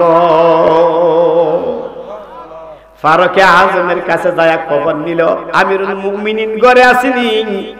ঘরের ভিতর থেকে আওয়াজ আসলো, আমিরুল মুমিনিন ঘরে নাই, উনি কুয়ার মধ্যে গেছে গোসল করার জন্য। কুয়ার কাছে ওই লোক গেল, যায় বলতে দেখতেছে হযরত আমিরুল মুমিনিন গোসল করিয়া মাথার মধ্যে একটা পানির কলস লইয়া বাড়িতে আইতাছে। আজকে তো আমরা টিউবওয়েল ওলা হয়ে গেলাম, ডিপ কল ওলা হয়ে গেলাম, মা বোনরা জায়গায় জায়গায় যেতে হয় না। আজ থেকে 50 বছর 60 বছর আগে নদীর থেকে পানি আনলেতে গড়ে চলা বইছে, ঠিক না ঠিক? নদীর পাড়ি ছিল মানুষের বসবাস, যারা তখনকার জমানার জমিদার বাড়ির মধ্যে যায় চাইতে জাহাজ ভিড়তে পারে, নদীর কিনারায় বসবাস ছিল। আমরা তো মেঘনা নদীর কিনারায় থাকি, বড় বড় জমিদাররার বাড়ি নদীর কিনারায় ছিল। কষ্ট হইতেছে আমার বন্ধুরা রে। হযরত আমিরুল মুমিনিনের কাছে যাইয়া সালাম দিল, আসসালামু আলাইকুম ইয়া আমিরুল মুমিনিন। আমিরুল মুমিনিন সালামের জবাব দিল, ওয়া আলাইকুম সালাম। কে আপনি? মানান তাকে আপনি? কো আমি অমুক দেশ থেকে আইছি আপনার কাছে। হযরত আমিরুল মুমিনিনের মাথার মধ্যে কি এর কলস? পানির কলস। ওই বেদুইন ব্যক্তি বলতেছে, ও আল্লাহর খলিফা, ও আমিরুল মুমিনিন, আপনি কলসটা নামান, আপনি কলসটা নিচে রাখেন, কারণ আপনার সাথে আমার দীর্ঘ কথা আছে, দীর্ঘক্ষণ সময় কথা বলতে হবে, এতক্ষণ মাথার মধ্যে আপনার কলস রাখার দরকার নাই, আপনি কলসটা নিচে নামান। হযরত আমিরুল মুমিনিন বাম হাঁটুটা মাটির মধ্যে গাড়লেন আর ডান হাঁটুটার উপরে কলসটা বসাইলেন। কলসটা বসানোর পর ওই ব্যক্তি বলতেছে, হুজুর কলসটা নিচে রাখেন, আমার কথা দীর্ঘক্ষণ হবে, আপনার কষ্ট হবে। আমিরুল মুমিনিন ডাক দিয়ে বলে, হে পথিক, কি বলবার বলো, আমি কলসটা নিচে নামাইতাম না, এই কলসের নিচে কিছু পানি আছে, আমি যদি কলসটা মাটির মধ্যে রাখি, এই মাটি ভিজা পানি পাইয়া কিছু বালু কলসের নিচে লাইগা যাবে, এই নিচে লাইগা গেলে এই কলস লয়ে আমি বাড়িতে যাব, আমি মরে যাব, এই কলসের নিচের মাটি বুক করবে আমার ছেলে মেয়ে নাতি পুতি, ফিরা খাইব আমি, উমর কইব রে। তাই পরে জমিনের মধ্যে কলস তৈতাম না, আর কলসের তলাত কইরা মাটিও নিতাম না। কোথায় সাহাবীদের আকীদা, কোথায় সাহাবীদের আদর্শ, আর কোথায় আমরা আদর্শ? আল্লাহর নবী বলছে, খায়রুল কুরুনি, আমার সাহাবীদের যুগ সর্বশ্রেষ্ঠ যুগ। এরে পৃথিবীর উম্মতেরা, পৃথিবীর জমিনে পথভ্রষ্ট হয়ে গেলে আমার সাহাবীদেরকে তোমরা অনুসরণ করবা, আমার সাহাবীদেরকে অনুসরণ করলে আমি রাসূলের সঠিক লাইন তোমরা পায়া যাইবা। 12 বছর পর্যন্ত ক্ষমতা অর্ধেকটা পৃথিবী চালাইছে। বাংলাদেশের মতো 55,000 বর্গ কিলোমিটারের রাষ্ট্র নয়, 72 লক্ষ বর্গ কিলোমিটারের এরিয়ার শাসন করেছেন হযরতে আমিরুল মুমিনিন হযরত ওমর। কইতাম নি রাজত্বের একটা কথা, কয়া মরলে যায় কথা। হযরত আমিরুল মুমিনিন 12 বছর রাজত্ব করার পর, অর্ধেকটা পৃথিবী 12 বছর শাসন করার পর, উনার বিবি বলতাছে, স্বামী, খলিফা হইবার আগে পেট ভরে খাইতাম পারছি, যেটা মন চাইটা আমরা সংসারে আমরা আমোদ প্রমোদ করতে পারছি, কিন্তু আপনি খলিফা হওয়ার পর বাইতুল মাল থেকে নির্ধারণ খাবার আসে, তার বাইরে কোনো খাবার আসে না, ইচ্ছা করলেই কোনো কিছু করা যায় না। ও স্বামী, আমার মন চাইতাছে পেট ভরা রুটি খাইতাম, হালুয়া খাইতাম, আপনি বাজার থেকে নিয়ে আসেন। 12 বছর দেশ চালাইছে আমিরুল মুমিনিন ডাক দিয়ে বলে, বিবি গো, আজকে মাসের রমজান মাসের 17 তারিখ, রমজান মাসের 30 তারিখ ঈদের দিন আমি বোনাস পাইব, বোনাস পাইবে আটা রুটি সুজি চিনি বাড়ায় আনবো। সুবহানাল্লাহ বলেন। আর আমরা দেশের রাক্ষসের ঘরের রাক্ষসরা ক্ষমতা গেলে এক বছর ওই লন্ডনে বাড়ি করে যাও, তো চুরি করবার লাগে, যা কি ভালো মানুষ করবার লাগে। তবে সবাই যে এরকম তা না, ভালো মানুষ এক দুজন আছে, না থাকলে আমরা দুনিয়ার মধ্যে চলছি কেমনি, ঠিক না বেটি? আমাদের বর্তমান মাননীয় প্রধানমন্ত্রীর জীবন যৌবন, বঙ্গবন্ধু মুজিবুর রহমানের মতো জীবন যৌবন যা আছে সবকিছু জ্বালাইছে। ভাত খাইতে গেলে কি ভাত পড়ে না? এই ভাতের জন্য আমরা কত কিছু করতেছি না, ভাত খাইবার লাগি তো কিছু করতেছি, এরপরে যেটা মুহ দিলে পরে না, বাড়িতে করে জায়গা এটা কি আদর করে সুমাই নাকি হাসুন বাইরে এবার করি, ঠিক না বেটি? হাসুন বাইরে নেই না সাইডে, তুই মন তো থাকতে পারি কিছু দুইটা একটা করে, আর যে কোনো বেহেশতের ফেরেশতা সরকার আইলো তা করবোই, ঠিক না বেটি? কষ্ট তো আপনার কাছে। বন্ধুরা রে, আমিরুল মুমিনিন ঈদের দিন যখন নাস্তা করতে বসলো, ঈদের দিন, ঈদুল ফিতরের দিন, ঈদে যাইবার আগে সামান্য কিছু মিষ্টান্ন খাবার খাওয়া যায়। আল্লাহ রাসূল হাদিস, হযরত উমরের সামনে যখন প্লেট দেওয়া হলো, হালুয়া দেওয়া হলো, সুজি দেওয়া হলো, অন্য দিন হযরত উমরের প্লেটে 2টা রুটি থাকে, আজকে দেখা যায় হযরত উমরের প্লেটে 3টা রুটি, চামচ হালুয়া 1 চামচ বেশি। হযরত আমরা তো বেশি খাইলে রাক্ষসের মতন খাইলে, আর জন কি খাইবো কি নাই, পরের বাদ গেলে দাওয়াত খাইতে গেলে নিজে তো দাওয়াত খাইতাম যাইও, আরো নাতি ছেলের ঘরে একটা পুত্রের ঘরে একটা আরো ডাল লয়ে যায় 2টা। মুসলমান কেমনে জুলুম করে দেখেন, আমার বিয়ার দাওয়াত দিছে আমি একা, আমি আরো 2টা লয়ে গেছি সাথে। হ্যাঁ রে, আমার দিও না, হ্যাঁ রে ডিম দো, হ্যাঁ রে লুজ দো, এটা কি বেড়া হিসাব করে করছে না? এই বেড়া বেঞ্চার বেড়া তুই যে আর বেড়ার বেড়া 2টা লয়ে গেলে এটা কি হিসাব একটা কমছে না? এটার নামে মুসলমান আর মুসলমানদের জুলুম ছাড়া আর বুঝতে না। গত শুক্রবারে, গতকালকে আমার মসজিদের মধ্যে উপরে ছাদে নিচে মিলাইয়া 700 ফুটলা দিছে, আমার জানা মতো মুসল্লি আছে 600। 700 ফুটলা বিরিয়ানি দেওয়ার পর দেয়া গেল 10-12 বিরিয়ানির ফুটলা শর্ট পড়ছে। কিরিতে গেল কো হুজুর কিটা করতাম, লই আসাই রাত ফাঁসি নিয়া কো, এই আমার নাতির একটা দেশ না, আমি কি এই সময় না খাইমু, একটা দিলে না গিয়া দিলা খালি হ্যাঁ ওই খাইবার মন চাইবে, আর কেউ আর বেড়া যা ফাইতো না, এ বেটার কি চিন্তা করার দরকার নাই, কি মুসলমান নাকি? কুল্লু মুসলিমিন ইখওয়াতান, এক মুসলমান অপর মুসলমানের ভাই, আমি পাইলে আমার ভাই পাইতে হবে, আমার ভাই যদি না পায় আমার তা দিয়া মুসলমানদের হক আদায় করতে হবে। এটার নাম হচ্ছে মুসলমানের চরিত্র। আর আমি নেমগা 2টা আর বেড়া ফাইতো না, এটার নাম কি চরিত্র নাকি? কষ্ট হতে আপনার কাছে, এটা আপনারা দেশের কথা বলছেন, আমরা দেশের কথা বলতেছি। আমার বন্ধুরা রে, হযরত উমর ডাক দেয়া বলে, বিবি তুমি বলছিলে রুটি হালুয়া তো আনতাম, রুটি হালুয়া সুজি আনার আগে তুমি আমার রুটি 2টার জায়গায় 3টা দিলা, তুমি আমার 1 চামচের বদলা 2 চামচ হালুয়া দিলা, সুজি দিলা। বিবি রে, এইগুলি তুমি পাইলা কোথায়? আমরা জামাইরা যারা, স্বামীরা যারা, এরার কর্তব্য বিবিরা জিগা কোথায় থেকে আনছো, কই পাইলা? আমরা তো ফাইলি খাইলে মজা লাগছে রে, সুদ করে করতেছে না, ঘুষ করে করতেছে, চুরি করে আসছে না, ডাকাতি করে আসছে, ইত্যাদি কিনা, এই জন্য এবাদত মজা লাগে। কলজা তো ফাতুর হয়ে গেছে হারাম খাইতে খাইতে। ভেবে ডাক দেওয়ার স্বামী গো, আপনারে বলেছিলাম আপনি ঈদুল আটা আনতেন, সুজি আনতেন, আনেন নাই।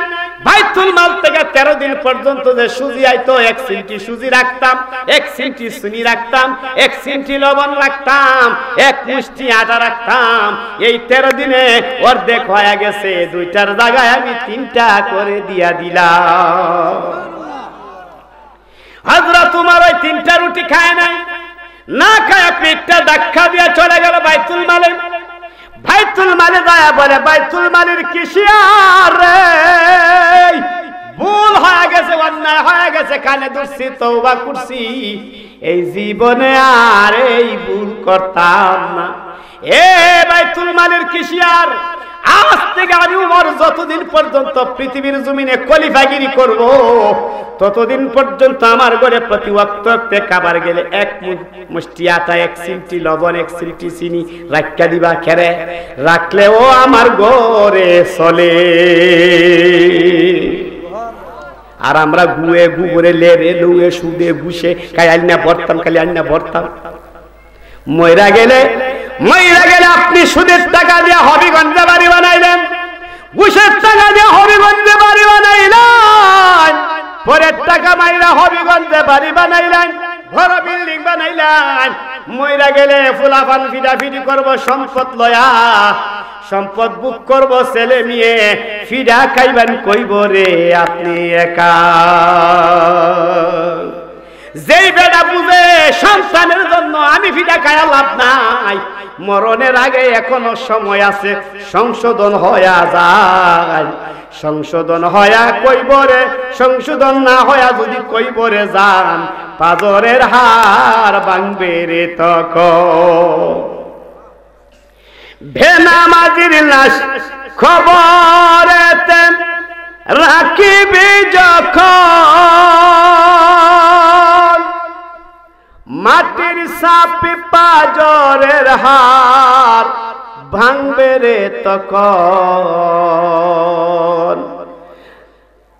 ভেনা মাঝির লাশ কবরে রাখিবি যখন মাটির সাপে পাজরের হার ভাঙবে রে তখন বিষাক্ত এই সাপের ছোবল বিষাক্ত এই সাপের ছোবল বেনামাজির সাজা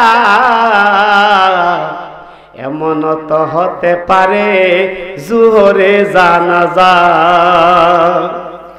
কেমন করে ঘুমাও তুমি বলেন কেমন করে ঘুমাও তুমি ফজর করে কাজা এমন তো হতে পারে জোহরে জানাজা ঠিক না বেঠিক আওয়াজ দা বলেন ঠিক না বেঠিক এর আগে একটা গান গাইছিলাম এই যে দুনিয়া কিসের লাগিয়া এত যত্নে গড়াই আছেন সাই একটা নিঃশ্বাসের বিশ্বাস নাই বলছিলাম আরে কেমন করে ঘুমাও তুমি কেমন করে ঘুমাও তুমি ফজর করে কাজা এমন তো হতে পারে জোহরে জানাজা এমন তো হতে পারে জোহরে জানাজা মুসলিম হয় না জন্ম নিলে মুসলমানের ঘরেতে কাফের মুমিন তফাতটা হয় সালাতের উপরে ঠিক না আরে মুসলিম হয় না জন্ম নিলে মুসলমানের ঘরেতে কাফের মুমিন তফাতটা হয় কাফের মুমিন তফাতটা হয় সালাতের উপরে রে মানুষ সালাতের উপরে একটু চিৎকার মেরে বলেন না আল্লাহু আকবার সেই দিকে যাইতাম না মনে আছে সুলাইমান নবীর কথা সুলাইমান নবী ডাক দিয়ে বলে আল্লাহ দুটো জিনিস মানত করলাম একটা হলো তোমার तमाम পৃথিবীর 18,000 মাখলুকাতের 83,000 আলম রে আমি সুলাইমান নবী একবার জিয়াফত কইরা খাওয়াবো কি হইলে আংটি ফাইলে বাদশাগিরি ফাইলে 18,000 মাখলুকাতরে খাওয়াইবো আমার আল্লাহ কুদরতি বান্দার থেকে একটা মুস্কি হাসি মারলেন সুলাইমান সুলাইমান রে সাহস তো তোর কম না রে সুলাইমান আমার 18,000 মাখলুকাতরে তুই জিয়াফত কইরা খাওয়াইবি সুলাইমান নবী আল্লাহ তুমি যদি হুকুম দাও তুমি যদি সাহায্য করো তুমি যদি ইজাজত দাও আমি 18,000 মাখলুকাতরে খাওয়াইবো জোরে কইরা সুবহানাল্লাহ এখানে সুন্দর 1 ঘন্টার ওয়াজ আছে সেই দিন আমি যাই বাবাজান রাজা মত পড়ে দ্বিতীয় নাম্বার মানে হলো আল্লাহ আমি সুলাইমান নবীরে যদি বাদশাহী দান করো আমি সুলাইমান নবীর আংটি যদি দান করো এমন একটা মসজিদ আমি পৃথিবীতে বানাবো যেই মসজিদের জন্য কিয়ামত পর্যন্ত মুসলমানরা রক্ত ঝরাবে সেই মসজিদের নাম ফিলিস্তিন গতকালকে ওয়াজ করেছিলাম আমার বন্ধুরা রে আমরা নাসিরনগর থানায় গতকালকে ওয়াজ করেছিলাম এই ফিলিস্তিনের মসজিদের জন্য কেন মানুষ রক্ত দেয় সুলাইমান নবী মসজিদ বানাইতে যাইয়া বাদান বন্ধু কয়টা নি বাদান নাকি শেষ করে কয়টা সুলাইমান নবী মসজিদ বানাইতে যাইয়া 22 লক্ষ দেওদানব জিনফুরে দিয়া কাজ করাইতাছে হঠাৎ করে সুলাইমান নবীর লাঠিটা পিছন দিক দিয়া আমার পূর্ববর্তী বক্তা মুফতি তাহিরউদ্দিন খান সিদ্দিকী সাহেবের হাতে একটা চমৎকার লাঠি ছিল আসছিল কিনা দেখছেন কিনা সুলাইমান নবী লাঠিটা ভর দিয়া পিছন দিক দিয়া ভর দিয়া এইভাবে ডান হাতের শাহাদাত আঙ্গুল দিয়ে বাইতুল মুকাদ্দাসের দিকে ইশারা কইরা বলে, দেওদানবেরা রে, তোরা কাজ কর, তাড়াতাড়ি কাজ কর। এর ভিতর দিয়া মালাকুল মউত আজরাইল সুলাইমান নবীর সামনে হাজির হয়ে গেছে। আসসালাতু ওয়াসসালামু আলাইকা ইয়া সুলাইমান। সুলাইমান নবীকে কিরে, আমার বাপও বাদশা, আমিও বাদশা, আমার বাপও নবী, আমিও নবী, নাম ধরে কে রে সালাম দিল? কে রে সালাম দিল আমারে? আল্লাহর মহান ফেরেশতা আজরাইল, মালাকুল মউত আজরাইল ডাক দিয়া বলে, সুলাইমান,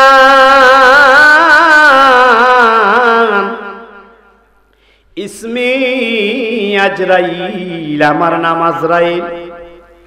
আজরাইলের কথা শোনা মাত্র সুলাইমান ধমক মারল, আজরাইল এখানে এসে গেলেন, দেখো না আমি যে কাজ করতেছি বাইতুল মুকাদ্দাস।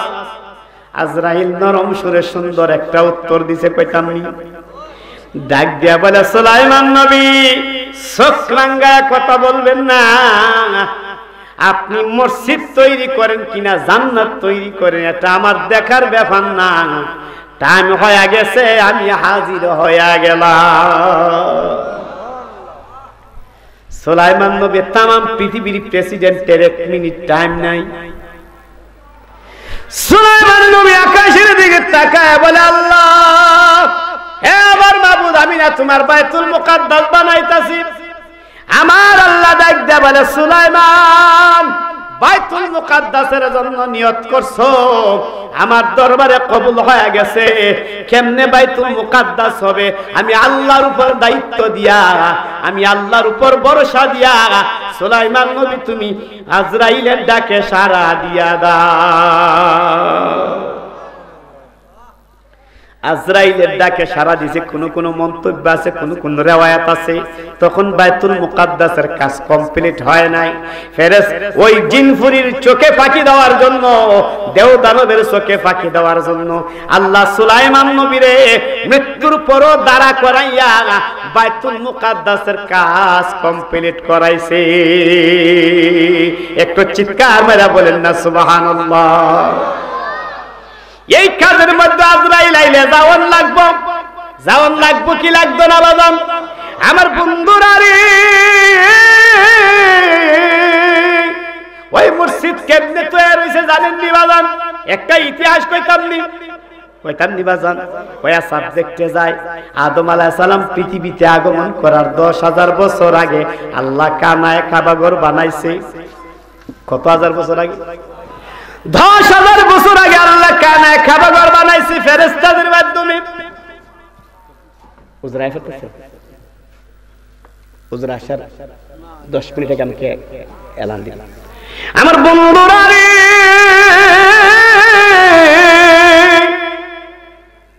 আদম আলাইহিস সালামের আসার 10,000 বছর আগে আল্লাহ বাইতুল্লাহ শরীফ বানাইছে ফেরেশতা জিব্রাইলের মাধ্যমে, হাজার হাজার ফেরেশতা দিয়া। তখন জিব্রাইল যখন মশলা বানাইতো, পানি নাই, আল্লাহর দরবারে ডাক দে, আল্লাহ পানি নাই।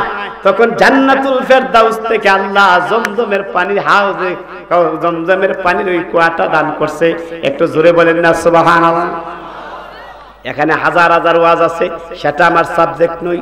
উপমা স্বরূপ আয়েশা পড়ছে বলতেছি।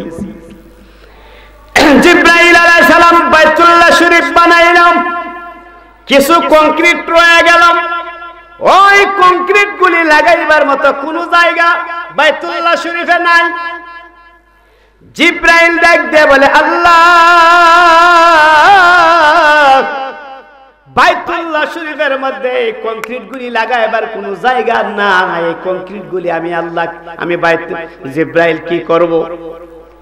আমার আল্লাহ ডাক দিয়ে বলে, জিব্রাইল, কিছু কংক্রিট গুলির মধ্যে লেখো আল্লাহ, আর কিছু কংক্রিট গুলির মধ্যে লেখো মুহাম্মদ। চিৎকার মেরে বলেন না সুবহানাল্লাহ। এবার জিব্রাইল আল্লাহ নামের আর মুহাম্মদ নামের কংক্রিট গুলি ঢালার মধ্যে লইয়া, মাথার উপরে লইয়া তুমি কানায় কাবাগর উপরে যাও। কানায় কাবাগর কোয়াত উসা ফাসাত না সয়াত, কানায় কাবাঘর হয়েছে 16 হাত উঁচা, কানায় কাবাঘর হয়েছে 66 হাত লম্বা, কানায় কাবাঘর হয়েছে 46 হাত প্রশস্ত। দেখেন কানায় কাবাঘর 46 হাত প্রশস্ত, 66 হাত লম্বা, 16 হাত উচ্চতা। ওই কানায় কাবাঘরের উপরে যাওয়ার পর জিব্রাইল মাথার মধ্যে ডালালো, আল্লাহ বলে তুমি চতুর্দিকে একটা সিটকা দিয়া দাও, কোন কোন জায়গার মধ্যে যায়া ওই কংক্রিট গুলি পড়বে এটা আমি আল্লাহ বুঝে নেব। এবার জিব্রাইল আলাইহিস সালাম কানা কাবাঘরের উপরে যাইয়া ডালা সিটকা দিল, সিটকা দেওয়ার পর ওই কংক্রিট গুলি যেই যেই জায়গার মধ্যে পড়ছে আমার আল্লাহ ডাক দিয়া বলে, জিব্রাইল রে, আমি আল্লাহ নামের কংক্রিট গুলি পৃথিবীর যেই যেই জায়গার মধ্যে পড়ছে ওই ওই জায়গার মধ্যে আমি আল্লাহ কিয়ামতের আগে মসজিদ বানাবো। আর যেই যেই জায়গার মধ্যে আমার মোহাম্মদ নাম, আমার বন্ধুর নামের কংক্রিট যেই জায়গার মধ্যে পড়ছে ওই জায়গার মধ্যে দুনিয়া কিয়ামতের আগে হইল আমি আল্লাহ আমার বন্ধু নবীর ঘর মাদ্রাসা বানাবো। আমার বন্ধুরা গভীর মনোযোগ। সুলাইমান নবীর যাওয়ার লাগছে কি লাগছে না? 70,000 নবীদের সরদার মুসা আলাইহিস সালাম যাওয়া লাগছে কি লাগছে না? সুন্দর একটা ঘটনা মনে পড়ছে, কইতাম নি বাজান। বাদশা জুলকারনাইন এত বড় একজন বাদশা ছিলেন যিনি 1600 বছর পর্যন্ত তাম পৃথিবীটা শাসন করছে। একটু জোরে জোরে বলা যাবে কি সুবহানাল্লাহ? সুলাইমান নবী তক্তায় সওয়ার হয়ে তাম পৃথিবী শাসন করছে, আর জুলকারনাইন 1600 বছর পর্যন্ত তাম পৃথিবী শাসন করছে একটা ঘোড়ার পৃষ্ঠে সওয়ার হয়া। ঘোড়া আল্লাহ পাক ওনাকে একটা মুজিজার ঘোড়া দিছিল। শর্ট করে বলছি, মুজিজার ঘোড়াটা সামনের দুটা কদম বাড়াইলে 12,000 মাইল যাইতে পারতো। একটু জোরে জোরে বলেন সুবহানাল্লাহ বলেন। আর পিছনের দুটা কদম বাড়াইলে 12,000 মাইল। একবারে লাফ দিলে 24,000 মাইল এক লাফে ওই ঘোড়াটা যাইতে পারতো। 1600 বছর পর্যন্ত এই ঘোড়াটা দিয়া জুলকারনাইন তামাম পৃথিবী শাসন করছে। একটু চিৎকার মেরে বলেন মারহাবা। এত বড় একজন বাদশা জুলকারনাইন মরণের আগে ওনার প্রধানমন্ত্রী ডাক দিয়া বলে, আমার প্রধানমন্ত্রী রে, আমার সাকরাতের সময় এসে গেছে, আমার টাইম নাই, আমার টাইম নাই। 1600 বছর পর্যন্ত তামাম পৃথিবী শাসন করলাম, কিন্তু কইবরে যাইতাছি কালি হাত। আমার প্রধানমন্ত্রী, আমি মারা গেলে আমারে গোসল করাইয়া কাফন পরাইয়া সাঙ্গারের মধ্যে শোয়া মিশরের অলিতে গলিতে, ইরাকের অলিতে গলিতে সাঙ্গারের দুই পাশে আমার দুটা হাত বাইর করাইয়া দিয়া মলিতে গলিতে তুমি ঘুরাইবা। মানুষ যখন জিজ্ঞাসা করবে এ জুলকারনাইনের প্রধানমন্ত্রী জুলকারনাইন রে কেন ঘুরাইতাছ, তোমরা বলবা জুলকারনাইন পৃথিবীর বাদশা ছিল 1600 বছর পর্যন্ত, কিন্তু কইবরে গেছে কালি হাত লয়া। যে যত রকমের বাতিবুতি করেন, বাটফারি করেন, টাউটারি করেন, আমার মাহবুবের প্রেমে পয়রা কুদরতি বায়া যদি একটা সেজদা দেন, এই সেজদাই পরে আমার মাহবুবের ইবাদত পারে আপনার একমাত্র কবরের মধ্যে নাজাত দিতে। বড় বংশ ছোট বংশ শক্তির বাহাদুরি দিয়া কোন লাভ নাই, মরণ লাগবে আমার আমার আপনার। ঠিক না বেটি? লাগবে কি লাগবে না বাজার? সাকাহারাতের বিছানাতে কি যে যন্ত্রণা, সাত সাগরের দিলে তৃষ্ণা মিটে না। সবাই বলেন সাকাহারাতের বিছানাতে কি যে যন্ত্রণা, সাত সাগরের পানি দিলে তৃষ্ণা মিটে না। কাউসারের পানি দিবে, কাউসারের পানি দিবে শাহে মদিনা, ভালো যদি বাসতে হয় নবীকে বাসো, ভালো যদি বাসতে হয় নবী। नबी बचाने वाला, नबी तराने वाला, नबी बचाने वाला, नबी तराने वाला। मान যদি দিতে হয় নবীকে দি, সবাই বলেন মান যদি দিতে হয়। আওয়াজে কইতাছে আমি মাইক ছেড়ে দিতাম, মাইক ছেড়ে দিতাম। আমার বন্ধুরা রে, হাজার হাজার ওয়াজ আছে বাজান, মরণ লাগবে আমরা সবাই জানি, জানি কি জানি না? মরণ লাগবে জানি, মরণ রে মানি না। মরণ রে যদি মানতাম তাহলে এই চক্ষু দিয়া পরের সুন্দরী নারীর দিকে তাকাইতাম না। মরণ রে যদি মানতাম আরেক বেটারে মাফি কম দিতাম না। মরণ রে যদি মানতাম গুরু দিয়ে আরেক বেটার ক্ষেত খাওয়াইতাম না। মরণ রে যদি মানতাম তাহলে আরেক বেটার ক্ষেতের ভিতরে ঢুইকা যাইতাম না। মরণ রে যদি মানতাম মানুষরে ঠগায়া নিজে ধান্দাবাজি করবার চেষ্টা করতাম না। মরণ লাগবে মানুষ আমরা সবাই জানি, মরণ লাগবে জানি, কিন্তু মরণ রে মানি না। মানুষের জীবনে তিনটা জিনিস হতে চায় না, তারপরও হয়ে যায়। মানুষের জীবনে মানুষ কোনদিন বুড়া হতে চায় না, তারপরেও মানুষ বুড়া হয়ে যায়। ঠিক না বেঠে? আওয়াজ দিয়ে বলে ঠিক না বেঠে? দেখতে দেখতে দিন গেল, দিনের পর সপ্তাহ গেল, সপ্তাহের পর মাস গেল, মাসের পর বছর গেল, বছরের পর যুগ গেল, যুগান্তর গেল। দেখতে দেখতে টাচ চামড়া ঢিল হয়ে গেল, দেখতে দেখতে কালো চুল পাইকা সাদা হয়ে গেল, দেখতে দেখতে দাঁত বেহেস্তের পাথর ফয়রা গেল, দেখতে দেখতে যৌবন সইলা গুছা হয়া লাঠি লয়া বর করতাছি। তাহলে বোঝা গেল মানুষের জীবনে মানুষ কোনদিন বুড়া হতে চাই না, মানুষ বুড়া হয়ে যায়। মানুষের জীবনে মানুষ কোনদিন গরিব হতে চাই না, মানুষ গরিব হয়ে যায়। মানুষের জীবনে মানুষ কোনদিন মরতে চাই না, তারপরও মানুষ মইরা যায়। ঠিক না ঠিক? মানুষের জীবনে মানুষ মরতে চাই না, মইরা যায়। আমার বন্ধুরা রে, খবরের কথা বলবার আগে আরেকটা কথা বলি, সাবধান। এত বড় একজন বাদশা ছিলেন, প্রভাবশালী ছিলেন, কইতাম নি বাজান? আল্লাহর পয়গম্বর লূত আলাইহিস সালাম দয়া দাওয়াত দিলেন, সাদ্দাত রে, এ সাদ্দাত, আমার মাবুদ রে মানো, আমার মাবুদের উপর ঈমান আনো, আর আমি লূত আলাইহিস সালামের উপর ঈমান আনো। সাদ্দাত ডাক দিয়ে বলে, তোমার মাবুদের উপর ঈমান আনলে কি হবে? জান্নাত পাবে। এই লূত নবী জানি এরকম, তোমার মাবুদের উপর ঈমান আনার আমার কোনো প্রয়োজন নাই, আমি সাদ্দাত প্রয়োজনে আমার জান্নাত আমি বানায়া নেব। চিৎকার মেরে বলেন না সুবহানাল্লাহ। অত্যন্ত ধনী হইলে মানুষ অনেক সময় বেঈমান হয়ে যায়, আছে কি নাই? বহু ধনীরা বেঈমান হয়ে গেছে। আমার বন্ধুরা রে, সাদ্দাত জান্নাত বানাইলাম, 11,000 কামরা বানাইলাম, 11,000 যুবতী ঢুকাইল, 11,000 যুবক ঢুকাইল, যার যার রুমের মধ্যে যার যার রুম, অল সেপারেট, বাথরুম টাথরুম ওয়াশরুম যা আছে কমপ্লিট। সাদ্দাতের জান্নাতটা বানাইতে এত টাকা খরচ হইছে।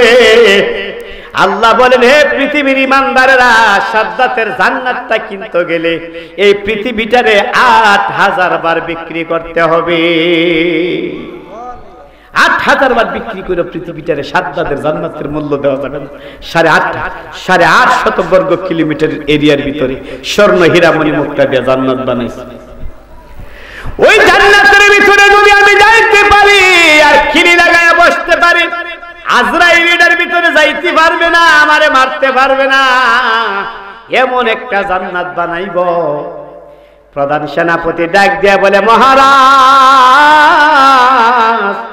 জান্নাতের কাজ কমপ্লিট হয়ে গেছে, উদ্বোধন করবেন কোন দিন? সুবহানাল্লাহ বলেন না। সাদ্দাত ডাক দিয়া বলে, আজকে উদ্বোধন করব। সাদ্দাতের ডান দিকে 40,000 ঘোড়া, 40,000 সৈন্য, বাম দিকে 40,000 গুড়া 40,000 সৈন্য, পিছনে 40,000 গুড়া 40,000 সৈন্য, 1,20,000 গুড়া 1,20,000 সৈন্য নিয়ে জান্নাত উদ্বোধন করতে গেছে, জান্নাতে ঢুকে যাবে। জান্নাতের প্রথম গেটের মধ্যে যাওয়া মাত্র সাদ্দাত ঘোড়া থেকে তাকায় জান্নাতের ডান দিকে গেটটা, ডান দিকে বড় দরজাটা তাকায় একটা মুস্কি হাসি দিছে। কিছুক্ষণের ভিতরে আমি এই জান্নাতের দরজা খুইলা গেট খুইলা ভিতরে চলে যাব, মালাকুল মউত আর আমারে পাবে না। একটা মুস্কি হাসি দিছে, আমার স্বপ্ন পূরণ হয়ে গেল। যেই মাত্র সাদ্দাত হাসি দিলাম, হাসি দেওয়া মাত্র সাদ্দাতের গুড়ার সিনার সঙ্গে মালাকুল মউত আজরাইল নোংরা কাপড় পরিহিত অবস্থায়, ময়লা কাপড় পরিহিত অবস্থায়, দুর্গন্ধযুক্ত কাপড় পরিহিত অবস্থায় পাগল বেশে মালাকুল মউতের গুড়াটা সাদ্দাতের গুড়ার সিনার সঙ্গে লাগায়া সাদ্দাত আসে খুশিতে জান্নাত দেখা, আর মালাকুল মউত হাসে সাদ্দাত রে দেখিয়া। মালাকুল করে আসি দিছে, সাদ্দাত ডান দিক থেকে চেহারাটা ঘুরায় সামনের দিকে তাকায় দেখে দুর্গন্ধ, কাড়াসের ঘরের কাড়াস, আমি এখন আইছি জান্নাত উদ্বোধন করতাম, এই পাগলের ঘরের পাগল তুই আইছ বুঝে আমার কুযাত্রা লাগাইতে, জুতাটা বাইরে করে ঠিক করুম, দূর যা। উনি যে আজরাইল চিনে না, মালাকুল মউত আজরাইল একটা মুস্কি হাসি দিয়া ওরা 3টা কাশি দিয়া পৃথিবী থেকে আসমান পর্যন্ত লম্বা হয়ে গেছে, আসমান পর্যন্ত লম্বা হয়ে 3টা কাশি দিছে। 3টা কাশি দেওয়া মাত্র সাদ্দাতের কলিজাটা ফাটিয়া 70টা টুকরা হয়ে গেছে। সাদ্দাত তরতর করে কাঁপতেছেন, ডাক দিয়ে বলে আজরাইল,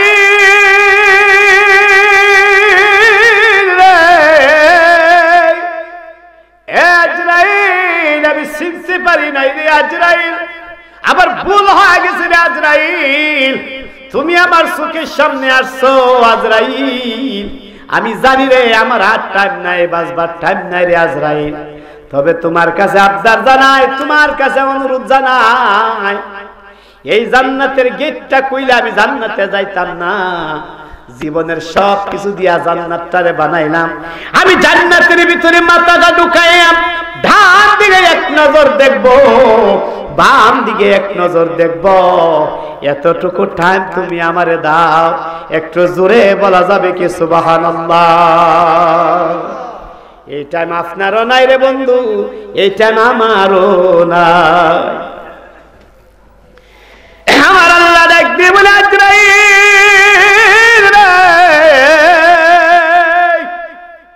একটা সেকেন্ড টাইম সাদ্দাতের দেওয়া হবে না।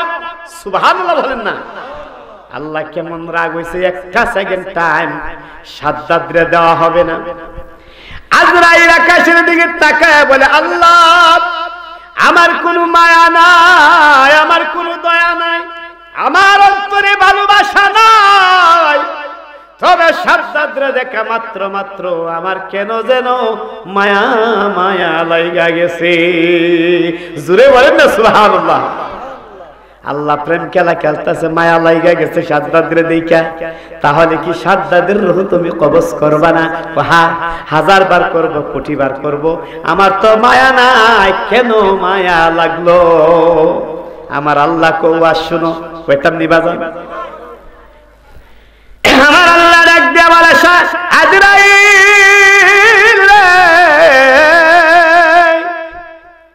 সাদ্দাতের মা ছিল সওদাগর, সাদ্দাতের বাবা ছিল সওদাগর। সাদ্দাত যখন সাদ্দাতের মায়ের পেটের ভিতরে 8 মাসের গর্ভবতী অবস্থায় সাদ্দাতের মা জাহাজের পাড়ি দিয়া, সাগরের মধ্যে পাড়ি দিয়া সওদাগরি করার জন্য রওনা দিল, সাদ্দাতের বাবাও রওনা দিল। রওনা দেওয়া মাত্র সাগরের মধ্যে কেনে যাওয়া মাত্র সাগরের মধ্যে ঘূর্ণিঝড় আরম্ভ হয়ে গেছে। আর আসতে বলেন সুবহানাল্লাহ। বুঝছি আওয়াজ দছে হিসাব হুজুরে আপনারা চাইতেছেন, আল্লাহুম্মা সাল্লি সাইয়্যিদিনা মাওলানা মুহাম্মদ ওয়া আলা আলি সাইয়্যিদিনা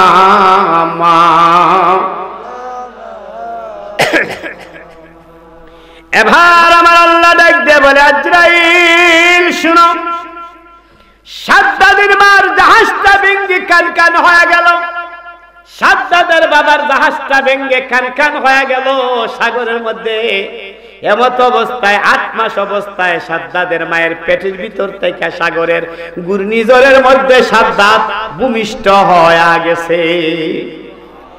আমি আল্লাহর কুদরত দিয়া সাদ্দাদরে একটা তক্তার মধ্যে শুয়াইলাম, ডাক দিয়ে বললাম, এ ঘূর্ণিঝড় থাম থাম থাম। ঘূর্ণিঝড় থামলাম, এই সাগরের নীল তিমি হাঙ্গর কুমির, সাদ্দাদরে তোরা খাইস না, সাদ্দাদরে দিয়ে আমি আল্লাহ প্রেম খেলা খেলবো। একটু জোরে বলেন না সুবহানাল্লাহ। এরে আজরাইল, হাজার হাজার মাইল কিনার থেকে হাজার হাজার মাইল দূরে, কিনার থেকে হাজার হাজার মাইল দূরে সাদ্দাত তক্তার মধ্যে সওয়ার হয়ে যখন ভাসমান অবস্থায় ছিল, তখন আমি আল্লাহ বলেছিলাম, আজরাইল, এ আজরাইল, যাও যাও যাও, সাদ্দাদের তক্তাটা তুমি কিনারায় বিরায়া দাও। তখন তুমি আমি আল্লাহর হুকুমে সাদ্দাদের তক্তাটা কিনারায় বিরায়া দিলে। একটু জোরে বলা যাবে কি সুবহানাল্লাহ? সাদ্দাদের তক্তাটা কিনারায় বিরানো মাত্র ওই কিনারার মধ্যে একটা জঙ্গল ছিল, জঙ্গলের মধ্যে বাঘিনী বসবাস করত, বাঘিনীর বাচ্চা ছিল, ওই বাচ্চা মারা গেছে, বাঘিনীর উর ফাটিয়া যাইতাছে, দুধ কারে খাওয়াইবে। আমি আল্লাহ রাব্বুল আলামিন এই সাদ্দাদরে বাঘিনীর চুকে দিয়া দিলাম, বাঘিনীর অন্তরের মধ্যে আমি আল্লাহ সাদ্দাদের জন্য মায়া তৈয়ার কইরা দিলাম। আল্লাহ পারি কি পারে না? বাঘিনীর অন্তরে মায়া তৈয়ার করার মালিক আল্লাহ পারি কি পারে না?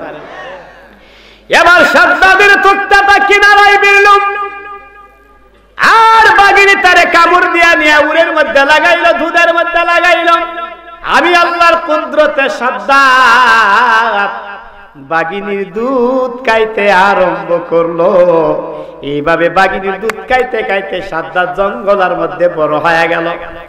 বাচ্চা গেল জঙ্গলায় হরিণ শিকারি করতে, সৈন্যরা যখন ভেড় দিল হরিণ, এমন সময় দেখা গেল হরিণের সাথে বাঘ বেড়ের ভিতরে পড়ে গেছে। বাঘ যখন দৌড় মারলো, বাঘের সাথে বাচ্চাও মানুষের বাচ্চার মতো দেখা যায়, দৌড় মারলো। মানুষের বাচ্চাটা আটকায় ফেলছে, আটকা মাথার চুল টুল নখ টক কাটটা দেখে রাজপুত্রের মতো মানুষ দেখা যায়। ওর নাম হলো সাদ্দাত। লাস্টে আমি তারে তামাম পৃথিবীর বাদশা বানাইলাম। যে সাদ্দাতের সাগর থেকে উদ্ধার করলাম, বাঘিনীর দুধ খাওয়ায় লালন পালন করলাম, তামাম পৃথিবীর ধনী বানাইলাম, তামাম পৃথিবীটারে 8000 বার বিক্রি করলো। সাদ্দাতের জান্নাতের মূল্য দেওয়া যাবে না। ওই সাদ্দাত মরণের আগে আমার সাথে কুফরি করলো।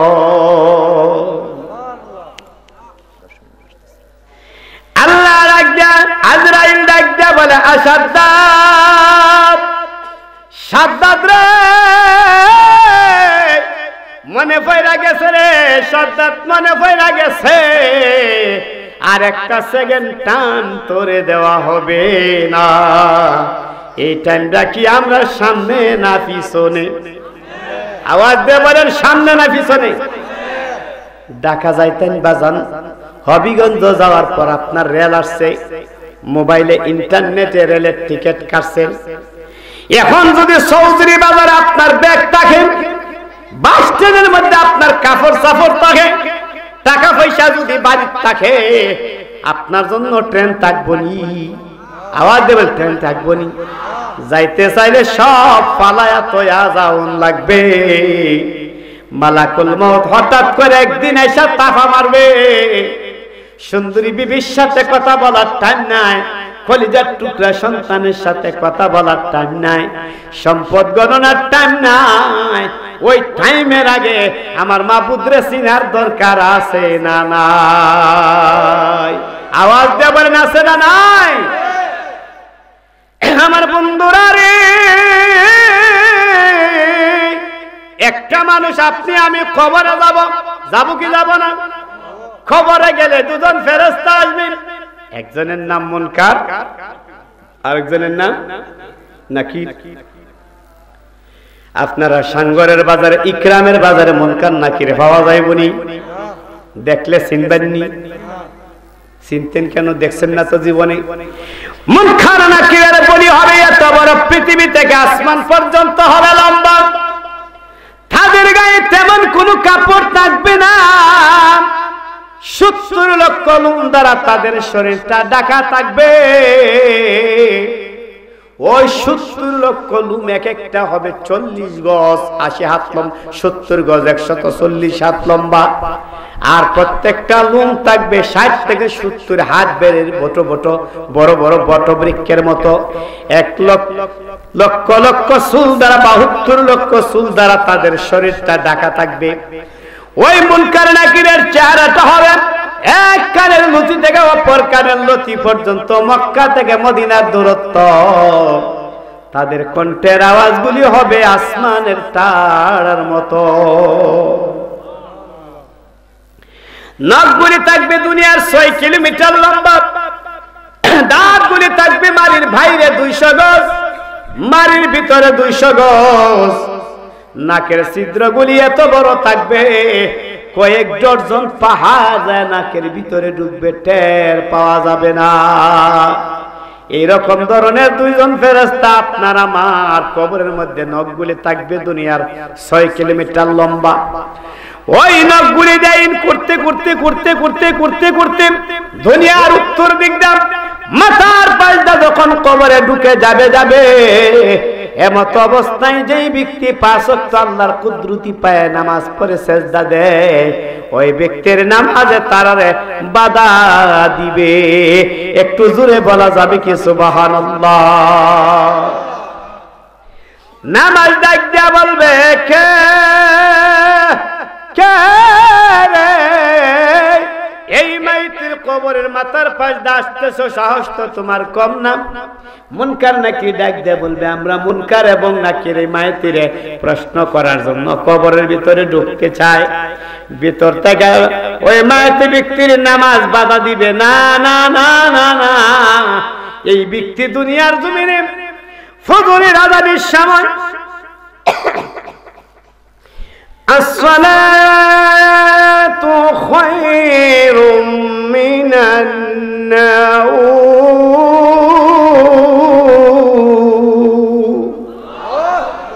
আরামের বিছানায় হারাম করিয়া ছেলে সারিয়া, মেয়ে সারিয়া, বিবি বাল বাচ্চা সারিয়া আমার মাবুদের কুদরতি প্রেমে পইরা আযানের মধ্যে আয়েশা, মসজিদের মধ্যে আয়েশা সেজদা দিছে।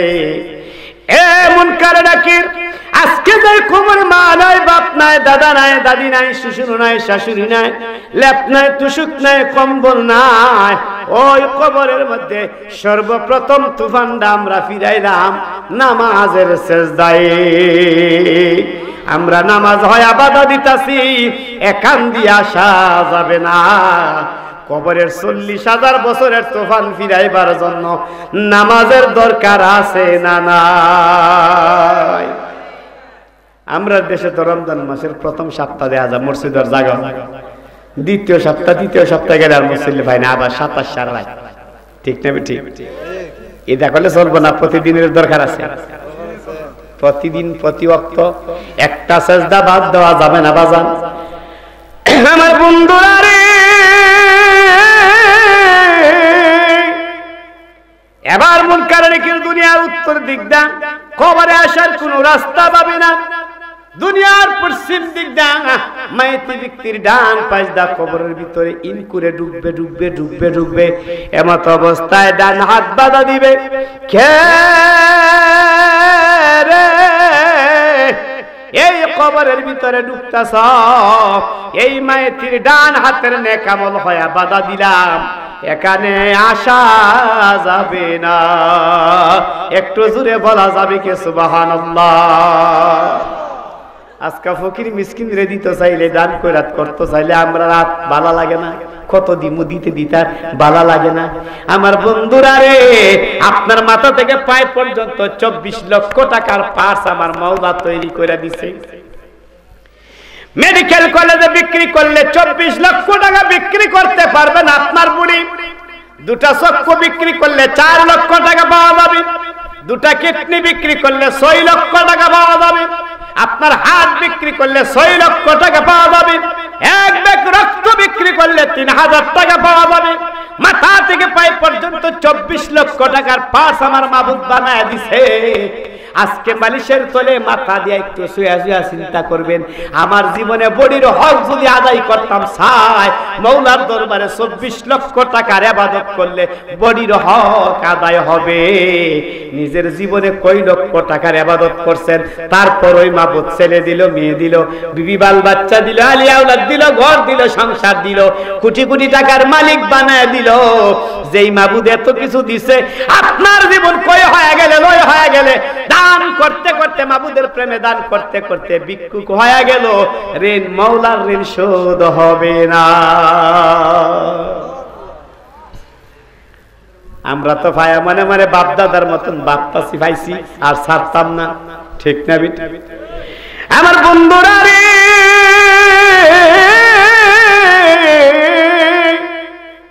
ডান হাতের বাধা দেওয়ার কারণে ফেরেশতারা দুনিয়ার পশ্চিম দিক দিয়ে আসতে পারবে না। এবার দুনিয়ার পূর্ব দিক দিয়ে চলে যাবে, দক্ষিণ দিক দিয়ে চলে যাবে। দক্ষিণ দিক দিয়ে চলে যাওয়ার পর মাইতি ব্যক্তির হাত পাও বাধা দিবে। যে পাও দিয়ে মাহফিল আইছেন, সওয়াব হইছে না গুনাহ হইছে? আওয়াজ বলেন, সওয়াব হইছে না গুনাহ হইছে? আমার নবী মসজিদে একদিন ওয়াজ করতেছে, শুক্রবার দিন যেই ব্যক্তি আগে আসবে তার আমল নামায় একটা উটের সদকা করা হবে। যেই ব্যক্তি দ্বিতীয় নাম্বার আসে তার আমল নামায় গরু সদকা করার সওয়াব দান করা হবে। যেই ব্যক্তি তৃতীয় নাম্বার আসে দুম্বার, এইভাবে ওয়াজ করতেছে 5 নাম্বার 6 নাম্বার পর্যন্ত। আমার নবীর জামানায় ওই মদিনার একটা হুযায়ফা একটা সম্প্রদায় ছিল। ওই সম্প্রদায় আসরের নামাজের আগে মসজিদের সামনে এসে ঘর বাঁধতে লাগলো।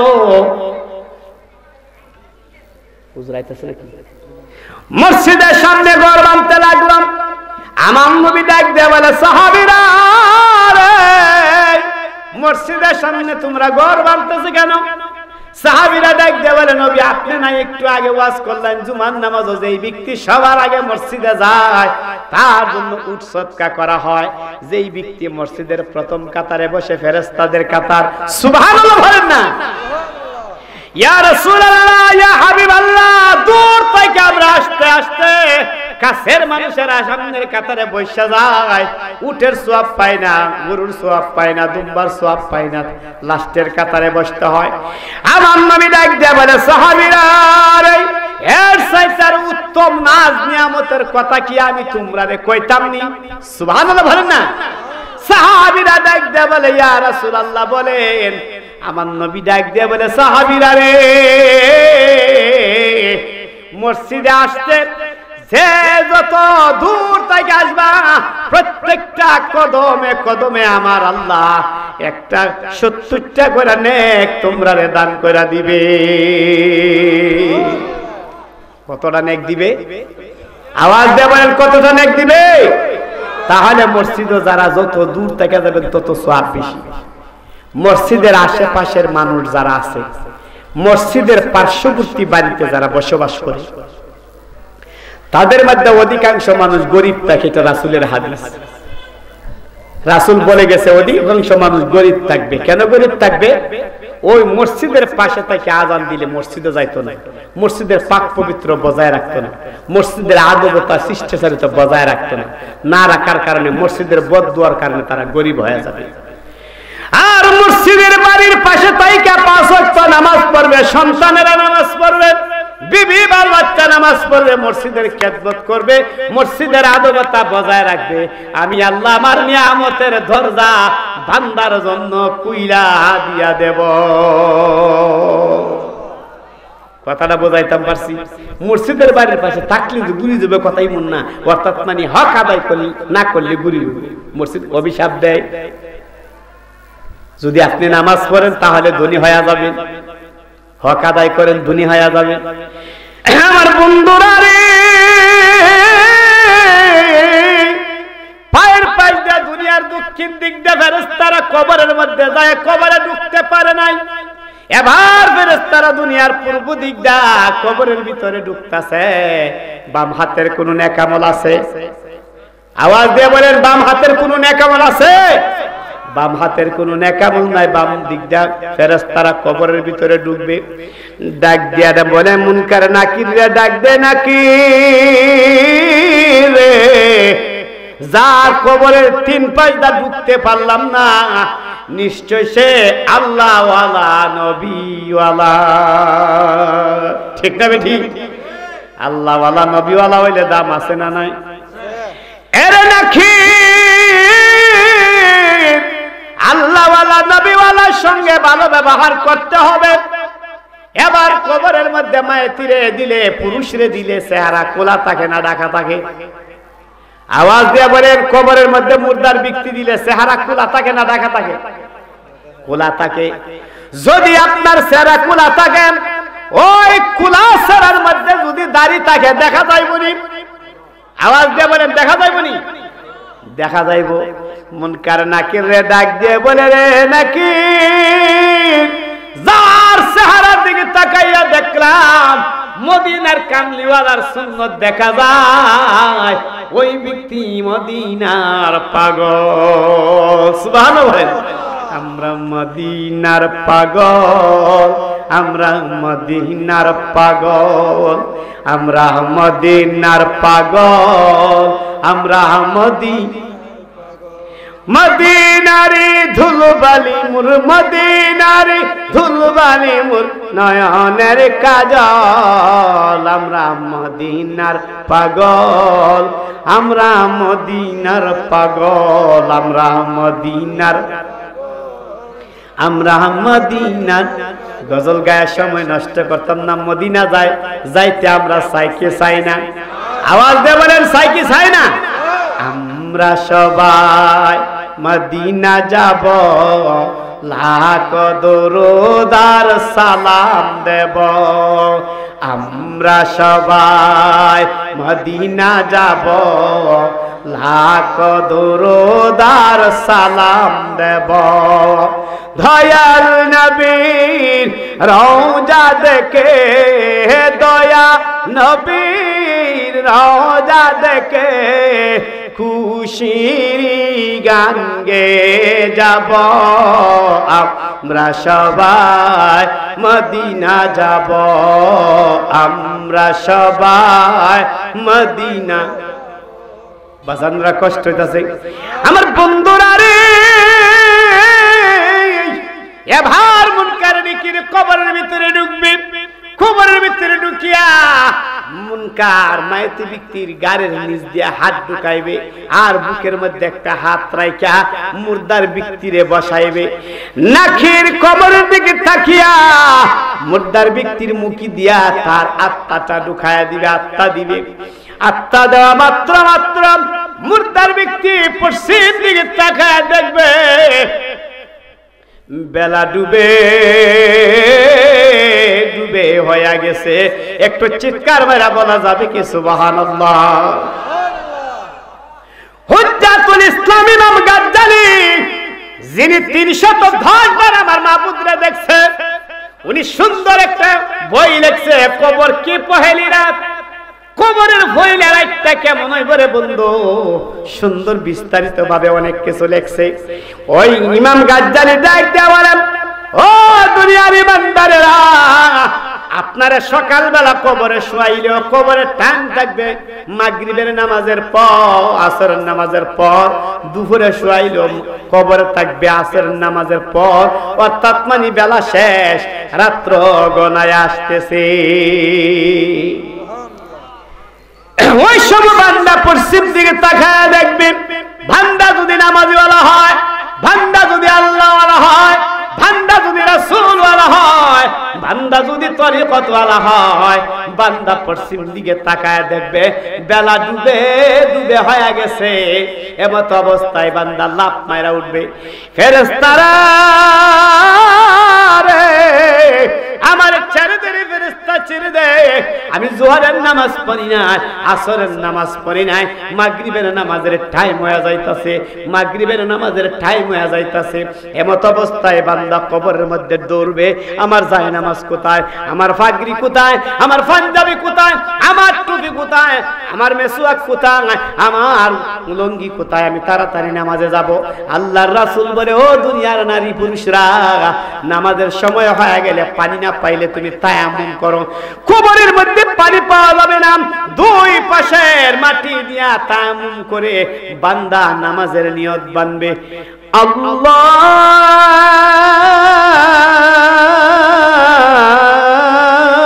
আল্লাহু আকবার। বান্দা যখন নামাজের নিয়ত বানবে, আল্লাহু আকবার, ফেরেশতারা বলবে মার রাব্বুকা, মার রাব্বুকা, মার রাব্বুকা, তোমার রবকে, তোমার রবকে। বান্দা নামাজের নিয়ত বানলে ফেরেশতাদের প্রশ্নের জবাব হয়ে যাবে।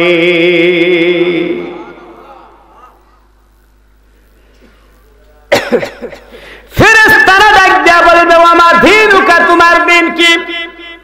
বান্দা বলবে আলহামদুলিল্লাহি রাব্বিল আলামিন,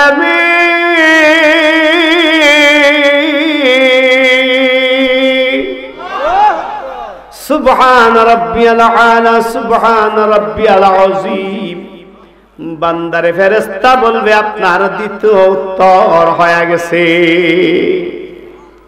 মান হাজার রাজুলুকা, এই লোকটিকে আমার নবীরে, আপনার নবীরে কবরে উপস্থিত করে বলবে এই লোকটিকে, অথবা মান নাবিউকা, উনি কে, তোমার নবীকে। ওই মদিনাওয়ালা নবীওয়ালা যে দিন রাত 24 ঘন্টা নবী নবী করে কাঁদছে, কবরের মধ্যে নবী নবী করে যারা কাঁদছে, দুনিয়ার জমিনে নবী নবী করে আর কত কাল আমি কাঁদবো, আপন নয়নে কবে জানি নূর নবীকে আমি দেখব, নবী নবী করে আর কত কাল আমি কাঁদব, আপন নয়নে কবে জানি নূর নবীকে আমি দেখব, নবী নবী করে। বাজার নবী দেখার মনে চাই কি চায় না? আওয়াজ দিয়ে বলেন চাই কি চায় না? নবী ভালোবাসার মনে চাই কি চায় না? হে রাসূল তোমায় ভালোবাসি, অন্তরে সদয় মুখে না, জান্নাতের আশায় নয় হে রাসূল, জাহান্নাম কেউ ধরি না, জান্নাতের আশায় নয় হে রাসূল, জাহান্নাম। গজল গাইলে ভালো লাগে, জিকরুল আম্বিয়া ও ইবাদত। নবীদের শানে যখন জিকির করবেন, গজল গাইবেন, আলোচনা করবেন, আলোচনা শুনবেন, আপনার আমলনামায় ইবাদত লেখা হয়ে যাবে। চিৎকার মেরে বলেন সুবহানাল্লাহ। আল্লাহর ওলি আব্দুল গাউস কুতুবদের শানে যখন আপনি গজল গাইবেন, তাদের কেরামতের কথা বলবেন, তাদের ইতিহাসের কথা বলবেন, আপনার জীবনের গুনার কাফারা আদায় হয়ে যাবে।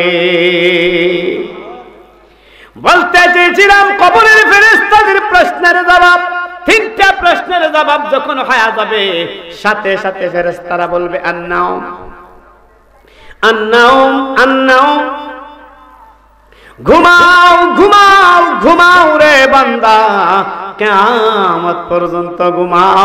চিৎকার মেরে বলেন সুবহানাল্লাহ। দুনিয়ার জমিনে যদি আল্লাহ হন, দুনিয়ার জমিনে যদি রাসূলওয়ালা হন, দুনিয়ার জমিনে যদি ওয়ালিওয়ালা হন, তরিকতের পীর ওয়ালা হন, কবরের মধ্যে 40,000 বছর পর্যন্ত ঘুমাইবেন। একটা করোড় ঘুমাইলে আপনার 40-72 বছর অতিক্রম করবে। কবরের মধ্যে ঘুমাইতে হবে আপনার 40,000 বছর। আপনি মরার পরে জান্নাত পাইবেন না। আপনি জান্নাতে যান আর জাহান্নামে যান, রাস্তার মধ্যে 1,20,000 বছর অবস্থান করতে হবে। কত বছর? আওয়াজ দিয়ে বলেন, রাস্তার মধ্যে কত বছর অবস্থান করতে হবে? 1,20,000 বছর অবস্থান করতে হবে রাস্তায়। কবরের মধ্যে 40,000 বছর। ফুলসিরাতের বীজ হলো 30,000 বছর। 40 আর 30 70,000 বছর। হাসরের ময়দানে দাঁড়ায় থাকতে হবে 50,000 বছর। সালাতুনিয়া রাসূলুল্লাহ আলাইকুম, সালামুনিয়া হাবিবাল্লাহ আলাইকুম, সালাতুনিয়া আলাইকুম, সালামুনিয়া হাবিবাল্লাহ। খবর আলাইয়া রাসূলুল্লাহ, খবর লা मेरे आका मेरे मौला का कबर लाओ, सलातुनिया रसूलल्लाह अलैकुम, सलामुनिया हाबिब। আমার বন্ধুরা গো, আমার নবী বলেছেন, ও আমার উম্মতেরা শুনো, তুমি কি ভালো মানুষ নাকি খারাপ মানুষ তুমি নিজেই বলতে পারবা। তুমি জান্নাতের উপযুক্ত নাকি জাহান্নামী তুমি নিজেই টের পাইবা। একটু চিৎকার মারা বলা যাবে কি মারহাবা? এ উম্মত, তুমি দীর্ঘদিন অসুস্থ থাকার পর তোমার কাছে যখন সাকরাতুল মউত আসবে, তুমি যখন বালা মানুষ হয়ে যাইবা, তোমার চোখের সামনে জান্নাতে হুর গেলমানরা জান্নাতে খুশবু নিয়ে আসবে, মেশকো আম্বর নিয়ে আইসা তোমার দীর্ঘদিন পর্যন্ত অসুস্থ থাকার কারণে তোমার শরীরে পছন্দ ধরে গেছে, তোমার শরীরের মধ্যে দুর্গন্ধ হয়ে গেছে। ওই জান্নাতি ফেরেশতারা আইসা আতর গোলাপ চন্দন মাখাইবে আর বলবে খুশ আমদেদ মারহাবা। এ আল্লাহর মাহবুব বান্দা, আল্লাহর জান্নাতের ফেরেশতারা হুর গেলমানরা নূরের পাকা বিছায় রাখছে। ওই যে দূরবর্তী জায়গার মধ্যে একটা জান্নাত দেখা যায়, ফেরেশতাদের পাখার মধ্যে নূরানি বিছার মধ্যে পাও দিয়া তুমি ওই ফেরেশতাদের ফিরাশের মধ্যে হাইটা তুমি খোদা তাআলার জান্নাতে চলে যাও। আল্লাহর রাসূল বলে, মরণের আগে যখন তুমি এই রকম ধরনের দেখবা, তখন বুঝবা তোমার আমলনামায় মরণের পর জান্নাত, তোমার আমলনামা ভালো হয়ে গেছে। আর তুমি মরণের আগে যদি দেখো তোমার সামনে সাপ আসছে, বিচ্ছু আসছে, তোমারে সাপে দৌড়াইতাছে, তোমারে বাঘে দৌড়াইতাছে, বিভিন্ন ধরনের যেই জিনিসটা দেখলে তুমি ভয় পাও, যেই জিনিসটা দেখলে তোমার মনে ডর লাগে, যেই জিনিসটা দেখলে তোমার অস্তিত্ব তুমি ঠিক রাখতে পারো না, ওই রকম ধরনের জিনিস যখন তোমার সামনে আসবে আর তোমার দৌড়াইতে থাকবে, তখন তোমার সামনে শত শত মাইল দূরে থাকবে জাহান্নাম। তুমি দৌড়ায় যখন ওই আগুনের কুণ্ডুলির ভিতরে ঢুকে যাবে, মনে মনে ভাববে রে বান্দা, তোমার জন্য মরণের পর জাহান্নাম রেডি আছে। আমরা মরণ রে কেমনে ভুলে গেছি। একটা কথা কইতাম, কষ্ট আপনার কাছে কইতাম, আমাদের মাযহাবের ইমামে আবু আযম আবু হানিফা রাহমাতুল্লাহ আলাইহির জামানায়, আবু হানিফা রাহমাতুল্লাহ আলাইহির জামানায় এক লোকে স্বপ্ন যুগে দেখে একটা বাঘ উনারে দৌড়াইয়া লইতাছে। উনি বাঘের অত্যাচার থেকে বাঁচার জন্য দৌড়াইয়া গাছের মধ্যে উঠছে। গাছের মধ্যে উঠার পর বাঘ গাছের মধ্যে উঠতে পারে না, গাছের নিচে বাঘ অবস্থান করতেছে। যেই লোকটি দৌড়ায় গাছে উঠলাম, গাছে উঠার পর বিভিন্ন ধরনের ফল মূল দেখা, বিভিন্ন ধরনের ফল ফুল দেখা নিজে খাইতে পারে, থাকতে পারে, মনে মনে ভাবতাছে আমার মাটিতে নামার কোনো দরকার নাই। বাঘ ডাক দিয়া বলে, রে গাছওয়ালা, তুমি গাছের মধ্যে কতক্ষণ থাকবা? যেই সময় গাছ থেকে লাম্বা ওই সময় তোমার ধরবো আমি। গাছের নিচে আমি বাঘ বসলাম, গাছের নিচে বাঘ বসে রয়েছে। আর ওই ব্যক্তি স্বপ্ন দুগে দেখে গাছ বৃক্ষ ফল মূলে ভরা, ফল ফুল মুখ করতেছে। হঠাৎ করে দেখা গেল গাছটা মাটিতে পড়ে গেছে। সাদা রঙের একটা জিজি পোকা আর কালো রঙের একটা জিজি পোকা, দুইটা পোকা মিলিয়া গাছটারে কাটিয়া দিছে। গাছটারে কাটিয়া দেওয়া মাত্র ফল ফুল তোয়া ওই গাছটা যখন পড়ে গেছে, এমত অবস্থায় বাঘটা দয়া লাফ মাইরা ওই লোকটারে ধরে ফেলেছে। ধরার পর লোকটা চিৎকার মারল, আল্লাহ আল্লাহ কয়া চিৎকার দেওয়া মাত্র বান্দা দেখে সজাগ হয়ে গেছে। স্বপ্নের ঘরে এই ঘটনা, সুবহানাল্লাহ বলেন না, স্বপ্নের ঘরে এই ঘটনা। এবার উনার ফির আমাদের মাযহাবের ইমামে আযম আবু হানিফা রাহমাতুল্লাহ আলাইহি, উনার কাছে তো ঘটনাটা বলা লাগে। দৌড়ায় সকালবেলা পীরের কাছে গেছেন, আমার মুর্শিদ আজকে রাত্রে বড় স্বপ্ন দেখছি, কঠিন স্বপ্ন দেখছি, আপনি আমার স্বপ্নের তাবির ভাঙ্গায় দেন।